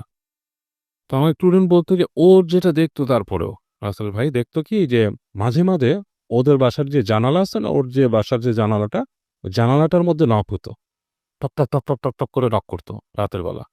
এবং জানালা তো বোঝেন, আটতলার ওপরের জানালা, বাইরে কিন্তু কিছুই নাই, লাইক একটা ছোট সানসেটের মতো কার্নিশ আছে, আর কিছুই নাই। ওইখানে টক টক টক টক টক করে নক করতো। নক করলে মানে মনে হতো যে কেউ জানি এখানে আছে, লাইক জানালার উপর নক করতো, তারপর দরজার মধ্যে আঁচড় কাটতো, হ্যাঁ। তারপরে একদিন যেটা হয়েছিল যে ও নাকি মানে বের হয়েছে করিডোরে, ওখান থেকে ডাইনিং স্পেসে যাবে, ওখান থেকে ওই গেটের পাশ থেকে মনে হচ্ছে কেউ ওর নাম ধরে ডাকতেছে, এবং ও শীষ দিয়ে নাম দিয়ে ডাকার মতো, নাম ধরে ডাকার মতো। এবং ও ডাকটা এমন ছিল যে ওর কাছে খুব কিউরিয়াসিটি হচ্ছিল যে ও যায় যে দেখুক যে ঘটনাটা কি, কিন্তু সে যে দেখে নাই। তো এরপরে একদিন ও ছাদে উঠছিল ওই বাড়ির, ও ছাদে উঠে ওর কাছে খুব উইয়ার্ড ফিলিং হচ্ছে, এবং সামহাও ও নেমে আসছে। তো আলটিমেটলি পরবর্তীতে আস্তে ধীরে বাসাটার মধ্যে মানুষ আসছে, এবং ওদের বাসায় ঝামেলাগুলো কমে গেছে। তবে এখনো নাকি মাঝে মাঝে ওদের বাসার মধ্যে মনে হয় যে ওদের উপরতলায় যেটা ছাদটা, ওদের 2-3টা ফ্লোর উপরে, সেই ফ্লোরের বাসিন্দারা বলে যে ছাদের উপরে এখনো মনে হয় রাতের বেলা কেউ দৌড়াদৌড়ি করে, লাইক আপনার বাচ্চারা খেলাধুলা করে না, দৌড়ায়, সেরকম দৌড়াদৌড়ি করতেছে ছাদে, কিন্তু কেউ গেলে নাকি কাউকে দেখে না। এই হচ্ছে কাহিনী আছে। এখন চলছে ভূত এফএম। এইবার যে ঘটনাটা আমরা শুনবো সেই ঘটনাটি হচ্ছে, এটি একটি ইমেল, আমার কণ্ঠে পড়ে দুটো নতুন ইমেল পড়েছি, এবার একটা পুরনো ইমেল শুনে আসি। আসসালামু আলাইকুম রাসেল ভাই, আশা করি আল্লাহর অসীম রহমতে ভালো আছেন। আমার নাম শিহাব, সাভারের মধ্য গ্যান্ডা নামক এলাকায় আমি থাকি। তারপরে উনি তার ফোন নাম্বার শেয়ার করেছেন। আজ আমার সাথে ঘটে যাওয়া এক বাস্তব ঘটনা বলছি, যদি ভালো লাগে তাহলে শ্রোতাদের শোনাবেন। কথা না বাড়িয়ে যাওয়া যায় ঘটনায়। যখন এই ঘটনাটি ঘটে তখন আমার বয়স প্রায় 8 বছর। আমাদের বাসাটা ছিল একতলা ছাদ বিশিষ্ট। আমার এক খালামণি এসেছেন বাসায় বেড়াতে। একদিন আমি খালামণির কাছে দাবি করলাম, খালামণি আমাকে ছাদে নিয়ে যাওয়ার, ঘুরে আসি। খালামণি দাবি না রেখে পারল না, আমাকে নিয়ে গেল ছাদে। সময়টা প্রায় কিন্তু সন্ধ্যা হওয়ার একটু আগে। তো খালামণি সে দাঁড়িয়ে আছে। হঠাৎ আমার চোখ পড়ল আকাশের দিকে, তাকাতেই দেখলাম কি যেন এক প্রান্ত থেকে আর এক প্রান্তে উড়ে যাচ্ছে, লাল রঙের কি যেন, একেবারেই লাল। যাই হোক, আমি খালামণির সাথে বাসার ভেতরে গেলাম। খালামণি একদিন পরেই চলে গেল। তারপরে শুরু হলো ঘটনা। খালামণির চলে যাওয়ার কিছুদিন পরেই আমি ঘুমাচ্ছিলাম, হঠাৎ আমার ঘুম ভেঙে গেল। বিছানা থেকে আমার চোখ হঠাৎ গেল মেঝেতে। আমি তখন দেখলাম, যা দেখার জন্য আমি একদমই প্রস্তুত ছিলাম না, আমি দেখলাম একটা পুতুল 2 থেকে 3 আঙ্গুলের মতো উচ্চতা, সেটা মেঝের এক প্রান্ত থেকে আর এক প্রান্তে হেঁটে যাচ্ছে। এই দেখে আমি আর সহ্য করতে পারলাম না, চিৎকার দিয়ে বসলাম। আমার চিৎকারে বাবা মা উঠে বলল কি হয়েছে বাবা? আমি বললাম, এমন একটা পুতুলকে দেখলাম যা হাঁটছে। বাবা মা আমার ভয় দূর করার জন্য বলল, দূর, ওগুলো কিছু না, তুই স্বপ্ন দেখছিস, এখন ঘুমিয়ে পড়। আমিও বাবা মার কথা বিশ্বাস করে ভাবলাম হয়তো এটা আমার স্বপ্নই ছিল। এই ভেবে আমি সেদিন ঘুমিয়ে পড়লাম। আরেকটা অবাক করা কথা বলছি, ওই পুতুলটা জামা পরাও ছিল, সবই ছিল, লাল একটা জুতা, লাল একটা হাফ প্যান্ট, আর একটা টুকটুকে কোট। জামাগুলো এতই সুন্দর ছিল বলার মতো না। যাই হোক, ঘটনাটা এখানে শেষ হতে পারত, কিন্তু শেষ হয়নি। তার পরের দিন যখন আমি আবারও ঘুমাচ্ছিলাম, তখন রাত ৩টা বা ৩:৩০ বাজবে, হঠাৎ আমার পায়ে হাঁটুটার কাছে আমি ভার অনুভব করলাম, মনে হচ্ছে এখনই ভেঙে যাবে। পরে সহ্য করতে না পেরে আমি হালকা চেয়ে দেখলাম সে অবয়বটি আমার হাঁটুর উপরে বসে আছে আর এক দৃষ্টিতে আমার দিকে তাকিয়ে আছে। এই দৃশ্য দেখে আমি সহ্য করতে না পেরে সাথে সাথে চিৎকার দিয়ে উঠলাম, আর সাথে সাথে সেই অবয়বটি জানালা দিয়ে লাফ দিয়ে কোথায় যেন চলে গেল। পরে বাবা মার একই প্রশ্ন, কি হয়েছে? আমি বললাম আবারও আমি সেই পুতুলটাকে দেখেছি। তখন বাবা মা বিষয়টার স্বপ্ন ভেবে বাদ দিলেন না। পরের দিনই নিয়ে গেলেন হুজুরের কাছে। হুজুর তাবিজ দিলেন, ঝাড়ফুঁক করে দিলেন। তারপরে আর এই ঘটনা ঘটেনি। কেন এমন ঘটনা আমার সাথে ঘটলো সেটা আল্লাহই ভালো জানেন। মনে আছে ছাদে দেখা সেই লাল উড়ে যাওয়া বস্তুটির কথা? হয়তোবা এটাই ছিল সব ঘটনার সূত্রপাত। আর একটা রহস্যজনক ঘটনা বলছি। আমাদের ঘরের ভেতরে ওপরে হার্ডবোর্ড লাগানো ছিল, যার জন্য ওটার ভেতরে অনেকটা জায়গা ছিল। তো ওটার ভেতর থেকে প্রায়ই রাত 12টার পর কিসে যেন হাঁটার আওয়াজ পাওয়া যেত। বাবা একদিন উঁকি মেরে দেখতে পারলেন ভেতরে অনেকগুলো কিসের যেন হাড় পড়ে আছে। বেশি দিন এমন ঘটনা ঘটেনি। ওই পুতুলটা যে কি পরিমাণে ভার ছিল, মনে হচ্ছিল একটা আস্ত বাইক আমার হাঁটুর উপরে পড়ে আছে। এমন ঘটনা যাদের সাথে ঘটে তাই বোঝে ভয় জিনিসটা কি। যাই হোক, এই ছিল আমার সাথে ঘটে যাওয়া একেবারেই সত্য ঘটনা। ঘটনা ছোটবেলায় ঘটলেও এটা আমার মনের মধ্যে এমন ভাবে গেঁথে আছে যে মৃত্যুর আগ পর্যন্ত ভুলতে পারবো না। আমার সাথে আরো অন্যান্য ঘটনা ঘটেছে, যা সময় পেলে স্টুডিওতে গিয়ে বা ইমেল করে পাঠিয়ে দেব। ভালো থাকবেন সবাই, ভালো থাকবেন। আসসালামু আলাইকুম। তো যে আপুর ঘটনাটা বলবো, তার নামটা আমি বলেই ফেলি, কারণ এইটাতে আমি বলতে পারবো, সে পারমিশনটা আছে। তার নাম এফ রহমান, পুরো নাম বললাম না, এফ রহমান। তো এই আপুটা, রহমান আপুই বলি কারণ ওনার লাস্টে যেহেতু রহমান আছে। এই আপুটা আমি ওনার বিয়ে হয়েছে 2008 সালে। উনি আমাকে অনেক কষ্টে ফেসবুকে খুঁজে বের করে আমার চেম্বারে ডিরেক্ট এসছে। আমি মনে করেছিলাম ফার্স্টে আমার রুগী, কিন্তু পরে দেখি না সে রুগী না, সেই ঘটনা বলতে এসছে। পরে আমি একটু স্পেস দিয়ে তার কাছে ঘটনা শুনি। তার তুই তো শুনতেছেন রাসেল ভাই, তার ঘটনার মতে যে তার 2008-এ বিয়ে হয়। 8-এর বিয়ের পর থেকে তার সাথে কিছু হালকা হালকা অ্যাবনর্মাল কিছু ঘটে। পর্দাটা চাপানো ছিল, পর্দাটা খোলা, জানালাটা বন্ধ করা ছিল, জানালাটা খোলা। এগুলি সে কখনোই পাত্তা দিত না। ইভেন এগুলোকে সে অন্যভাবেই নিত। হয়তো সে ঘুমিয়ে আছে, জানালাটাকে খুলে গেছে। একটা সময় তার হাজবেন্ড ইউএসএ চলে যায় স্কলারশিপ নিয়ে। তো তার বাসা মিরপুরে। তো তাদের বাসাটা হচ্ছে 6 তলা। তিনি শ্বশুর বাড়িতেই থাকতেন। তার মা, পরে বলছি তার মার কথা, তার শ্বশুর শাশুড়ি এবং তিনি ওই বাসায় থাকতেন। এই 6 তলা বাসার মধ্যে 6 তলাটাই অর্ধেক ছাদের সাথে অ্যাটাচড, আর বাকি 5 তলাতে ভাড়া দেওয়া। খালি দোতলায় তার শ্বশুর শাশুড়ি থাকতো, এক পাশে একটা ইউনিটে, আরেকটা ইউনিট ভাড়া দেওয়া। তো তাদের এটা অনেক আগেরই প্ল্যান যে যখন তার হাজবেন্ড আসবে তো তারা 6 তলায় চলে যাবে। তো এরকম তার হাজবেন্ড চলে যাওয়ার পর তার শ্বশুর শাশুড়ির সাথে সে দোতলায় থাকে। ঘটনা ঘটে 2013 সালের এপ্রিল মাসে। আমি একটু মনে করার চিন্তা করি, 2013 সালের এপ্রিল মাসে ঘটনাটা ঘটে। সেদিন সে সন্ধ্যার পর শুয়েছিল।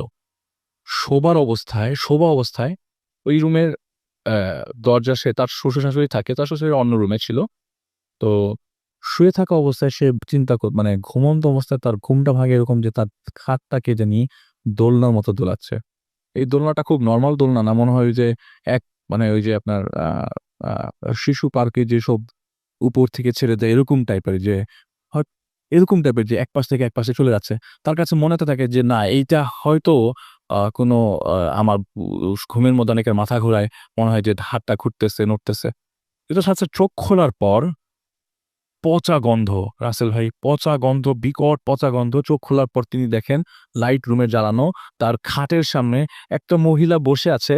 সেই মহিলা 2টা মরা বাচ্চা নিয়ে বসে আছে। এই 2টা মরা বাচ্চার থেকে বিকট গন্ধ আসছে। এই 2টা মরা বাচ্চা রক্ত ভিজে গেছে। পেটের মধ্যে রক্তগুলা ছড়ে ছিটায় আছে। আর এই মহিলাটা তার নাকের সামনে চলে আসলো হঠাৎ করে। সে শুয়ে এক থেকে থরবর করে উঠে গেল। উঠে যাওয়ার পরে দেখলো যে সে তার নাকের সামনে এসে বলে, তোকে যে ক্ষতি করতে চায় সে ক্ষতি করতে পারবে না। এটা বলার পর উনি একটা চিৎকার দিল। ওই মহিলাটা এই 2টা বাচ্চা তার বেডের থেকে যেভাবে ছোট বাচ্চাদের উঠায় না, উঠে জানালা দিয়ে বেরিয়ে চলে গেল। পর্দাটা নড়ছে আর তিনি এক চিৎকার দিল। তার শ্বশুর শাশুড়ি নক করলো, বাড়ির ভিতর থেকে নক করা ছিল। শ্বশুর শাশুড়ি নক করলো, নক করার পর বললো যে তোমার কি হলো? বলে যে না না বাবা, আমি এই আমার ঘুম ভেঙে গেছে, তো আমি স্বপ্ন দেখছি। তো তার শ্বশুর শাশুড়ির সময় সন্ধ্যা 7টা-8টা বাজে শ্বশুর শাশুড়ি চলে যায়। কিন্তু তাকে এটা পোহাতে থাকে, তাকে এমনভাবে পোহাতে থাকে যে এরকম ঘটনা তো তার সাথে কখনো ঘটে নাই। এবং যে এতদিন ঘটলো সে 1 মিনিটের মধ্যে সবকিছু জোড়া দিয়ে দিল যে হয়তো এগুলিরই কোনো একটা অ্যাটাচমেন্ট ছিল। জানালাটা খোলা, জানালাটা বন্ধ ছিল, জানালাটা খুলে গেল, পর্দার আড়াল থেকে সেই জিনিসটা চলে গেল। এই পটকা গন্ধটা এসে গেল। গন্ধটা রুমের মধ্যে একদম বিকট। 2-3 দিনের মধ্যে ঠিক হয়ে গেল। এপ্রিল শেষ করে মে মাস আসলো। মে মাসে তার হাজবেন্ড বাংলাদেশ আসার পরে এর মধ্যে হাজবেন্ড আসার সাথে সাথে খুব ধরনের ঝামেলা যে শুরু হয়ে গেছে তা না। হাজবেন্ড আসার পর তারা ডিসাইড করলো যে তারা 6 তলায় চলে যাবে। 6 তলায় তারা চলে গেল। 6 তলায় চলে যাওয়ার পরে এইটা হচ্ছে স্পেসিফিক যেদিন সে ফিল করে যে না, শি ইজ ইন ডেঞ্জার। এটা তার হাজবেন্ড বাংলাদেশে ঢাকা শহরে একটা হসপিটালে চাকরি করে। তার হাজবেন্ড আসলে হেলথ নিয়ে পড়াশোনা করতে ইউএসএ গেছিল। He is not a doctor, but health নিয়ে পড়াশোনা করতে গিয়েছিল। বাংলাদেশে আসার পরে তিনি একটা হেলথ সেক্টরে জবে ঢোকে এবং ইউএসএ তার ফ্রেন্ডের সাথে একটা বিজনেস কন্টিনিউ করার কারণে রাত্রেবেলা 10টা থেকে 3টা পর্যন্ত ইউএসএ টাইমের সাথে ম্যাচ করে একটি ছোট বিজনেস করতো সে। তো 10টা থেকে 3টা পর্যন্ত তার হাজবেন্ড সজাগ থাকতো। তো সেদিন মে মাসের সেই দিনটার কথা তার মনে নাই, কিন্তু সেদিন হঠাৎ করে সে বলল যে হাজবেন্ডকে বলল যে তুমি কাজ করো, আমি ঘুমালাম। তার হাজবেন্ড তার পাশেই ল্যাপটপ নিয়ে বসে আছে। খুব সিম্পল রাসেল ভাই, এখানে কিছুই হওয়ার কথা না। হঠাৎ করে তার তন্দ্রার মতো আসলো। তন্দ্রার মতো আসা অবস্থায় সে বাম কাত হয়ে শুয়েছিল এবং তার চোখটা ছিল তাদের এন্ট্রান্সের দরজার দিকে, রুমের ঢোকার দরজার দিকে। ওই ছাদের ওই অর্ধেক পোর্শনটাতে তার সাথে কেউ থাকতো না। তার হাজবেন্ড আর সে, রান্না বান্না হতো সব নিচতলায়, খাওয়া দাওয়া নিচতলায় হতো, দোতলাই হতো আর কি। জয়েন্ট ফ্যামিলি, কিন্তু আলাদা ফ্ল্যাট নিয়ে থাকতো সে আর তার হাজবেন্ড। হঠাৎ করে দেখলো, ভাই রাসেল ভাই কিভাবে বলো যে এই মানে গরিব মিসকিনরা যখন একটু বা ওই যে দুর্যোগপূর্ণ এলাকায় যখন ছোট মানে অনেক মানুষ যদি একটা সিম্পল জিনিস দেখার পর যেরকম পাগল হয়ে যায়, এবং 4-5 জন লোক দরজার পাশ দিয়ে খাবলা খাবলি করছে ভেতরে ঢোকার জন্য। মানে এমন সময় তিনি দেখে যে ক্ষুধার্ত মানুষের জন্য তাকে এরকম দরজা খুলতে পারছে না। দরজাটা একজন ধরে আছে। কে ধরে আছে রাসেল ভাই দরজাটা? আপনার কি মনে হয় দরজাটা কে ধরে থাকতে পারে? সে কি দেখছে? দরজাতে কেউ একজন ধরেছে, বাসার কেউ। সে নিজে ধরে আছে, সে শুয়ে দেখছে। সে নিজের ঘরে দেখতে পাচ্ছে। দরজা ধরে আছে, সে আটকে রাখছে দরজাটা। আর তার মা বাতো আমার শরীরের লোক এটা এক্সপেক্ট করিনি আসলে। এটা মা বাথরুমের দরজা খুলে বলল, তুই কিচ্ছু শুনিস না, তুই খালি আয়াতুল কুরসি পড়, তুই কিচ্ছু শুনিস। আমি খুব এক্সাইটেড হয়ে যাচ্ছি রাসেল ভাই বলতে, যে কারণ আমি ঘটনাগুলো শুনেছি ওরকম ভাবেই। তুই কিচ্ছু না, তুই খালি আয়াতুল কুরসি আর সূরা নাস পড়, তুই ভালো হয়ে যাবি। তুই পড়তে থাক। তিনি তন্দ্র অবস্থায় জোরে জোরে সূরা আয়াতুল কুরসি এবং আয়াতুল কুরসি এবং সূরা নাস পড়ার সাথে সাথে তার হাজবেন্ড বলল, তোমার কি হয়েছে? তোমার কি হয়েছে? উনি ধরপড় করে উঠে যায়। বলে যে না আমার কিছু হয় নাই, কিন্তু আমি এরকম দেখলাম। বলে তুমি স্বপ্ন দেখছো, তুমি শো তো। 5 মিনিট পরে ওই জিনিসটা দরজা খুলে আর আটকাতে পারলো না সে।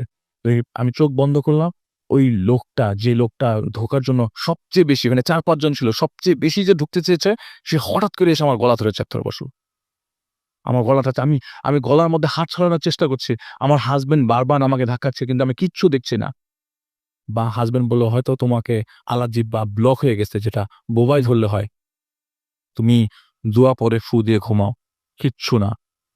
ওই সময় আর আমার হাজবেন্ড আমার মাথার মধ্যে হাত রাখার কারণে আমি সাইকোলজিক্যালি উনি রিলিফ পায়। উনি ফজরের ওয়াক্তে উঠে, তখন 12টা বাজতো ওই সময়টার ঘটনাটা। ফজরের ওয়াক্তে যখন তিনি টুথ ব্রাশিং করেন, ওযুর পরে টুথব্রাশ করছে, এমন সময় গলার মধ্যে দেখে যে 5 আঙ্গুলের ছাপে গলাটা লাল হয়ে আছে যে জায়গাটা ধরেছিল। এইটা তার শ্বশুর শাশুড়িকে জানায়। শ্বশুর শাশুড়ি ইগনোর করে, বলে যে তুমি দেখা যায় যে হাত দিয়ে ধরে রাখছিলা, মনে হয় ঘুমের মধ্যে তোমার কাছে মনে হচ্ছে যে এটা। কিন্তু ওনার হাজবেন্ড বলছে না তুমি ধরো নাই। কিন্তু ওনার হাজবেন্ড যখন এই ঘটনাটা বলে, উনি বলে যে এটা দেখেছে উনি, ওনার হাজবেন্ডটা চুপচাপ শুনে অফিসে চলে যায়। 1 মাস পর্যন্ত রাসেল ভাই ওই জায়গাটা লাল হয়েছিল। শেষের দিকে এই জায়গাটা কালো হতে থাকে, আস্তে আস্তে কটকটা কালো হতে থাকে। এমন সময় সে না পেরে তার বাবাকে জানায়। তার বাবা চুপ করে ফোনটা রেখে দেয়, একটা টু রিপ্লাই দেয় না। ঠিক 3 দিন পর তিনি আসরের নামাজ পড়ার পরে দেখে কিরে দাগটা নাই কেন, নাই নাই, হঠাৎ করে দাগটা গন। তিনি খুব অবাক হয়ে যায়। তিনি তার বাবাকে ফোন দেয়, তার বাবাকে ফোনে পায় না। ওই দিন হঠাৎ করে কোইন্সিডেন্টলি তার ফুপ্পি তাকে ফোন দেয়। তো ফুপ্পি বলে যে কি ব্যাপার, তোর গলাটা কেসে? তিনি বলে তুমি কেমনে জানলা? বলে যে ভাই বলতেছিল তোর গলার মধ্যে দাগ। তা আমি তাকে একটা অ্যাড্রেস দিয়েছিলাম, আমাদের পাশের বাসায় একজন বুজুর্গ ইমাম আছেন, তার কাছে যাওয়ার জন্য। ওই ইমাম 3 দিন সূরা ইউনিস খতম দেয়, কি একটা ওয়েতে খতম দেয়। দেওয়ার পরের থেকে তার এই দাগটা নাই। আস্তে আস্তে তিনি জিনিসগুলা ফিল করতে থাকে যে না, এখন আমার সাথে যা ঘটছে তার কোনোভাবেই আমি অ্যাকসেপ্ট করতে পারছি না। হঠাৎ করে তিনি কনসিভ করেন। আচ্ছা, এটা তো আবার নতুন একটা হলো। নতুন দিকে টার্ন নিচ্ছে আস্তে আস্তে রাসুল ভাই। এই কনসিভ করার যখন নিউজটা তিনি পেলেন, তার 10 দিনের মাথায় তিনি সন্ধ্যা 7টার দিকে ঘুমোচ্ছেন। ঘুমানো অবস্থায়, রাসুল ভাই আমি আসলে এই জিনিসটা একটু পরে বলি, আমি আরেকটা মাঝখান দিয়ে আর কিছু ইনফরমেশন দিই, এইটা একটু পরে বলি। এই ঘটনার ঘটার পর থেকে, গলায় দাগের পর থেকে কিছু জিনিস তার কাছে সে খুব ভালোভাবে দেখতে থাকে। One of the main thing এর ছাদের টপগুলাকে জানি টানে রাতের বেলা। তার আবার গাছপালা খুব শখ, শ্বশুরের সাথে গাছ লালন পালন করে। বনসাই আছে তার বাসায়, বিভিন্ন ধরনের গাছ। আমার তো অনেক শখ, অনেক শখ, সেই তো মেনটেন করা অনেক অনেক কঠিন। তার বুটিক্স আছে, she is a very good women, এবং সে সেলফ ডিপেন্ডেন্ট। তো তার বুটিক খুব ভালো চলতো। এই গলায় চাপ দেওয়ার পর থেকে তার বুটিক ফল ডাউন করা শুরু করলো। সে হাসতো প্রতিটা। আচ্ছা, সে বন্ধ করে দিল, বুটিক শপটা বন্ধ করে দিল, ইনকাম জিরো হয়ে গেল। এবং ছাদের মধ্যে এই যে টপ সরানোর শব্দ, বিকট শব্দ, বলে যে বড় বড় ড্রামগুলা সরাচ্ছে কে জানি, বড় ড্রাম। আমি রোদে বলে আমি পেয়ারা, সব পেয়ারা আছে, আম একটু বড় গাছগুলা যেখানে, এগুলি সরানো ইম্পসিবল। আমি সময় নিচ্ছি না তো, না একদমই না। এগুলি সরানোর শব্দ, এবং এত বিকট শব্দ, নিচ থেকে ভাড়াটিয়া পর্যন্ত আমাকে এসে কমপ্লেন করলো। তা আমিও কম না। সে বলছে আমিও কম না। আমি জিজ্ঞেস করলাম রাতের বেলা আপনাদের বাসায় ফার্নিচার নাড়ায় কে? বলে যে আমাদের বাসাতে কোনো ফার্নিচার নড়ে না, আমরা তো রাতে 11টা থেকে ঘুমাই যাই। তার মানে এই প্রবলেমগুলো দেখা দিল। আশেপাশে টপ, ফার্নিচার, হঠাৎ করে লাইট অফ হয়ে যাওয়া, তার ঘর থেকে টাকা হারিয়ে যাওয়া, তার বাসায় একটা বুয়া কাজ করতো। আমি যে কোন জায়গায় স্টপ ছিলাম ভাই আমাকে একটু মনে করাইতে। হ্যাঁ, তার বাসায় একজন বুয়া কাজ করতো। সেই বুয়া প্রতিদিন সকাল 11টার দিকে আসতো। তো সে 11টার আগেই থেকে সকাল 7টা থেকেই এই ভাবি এই শব্দ পেত।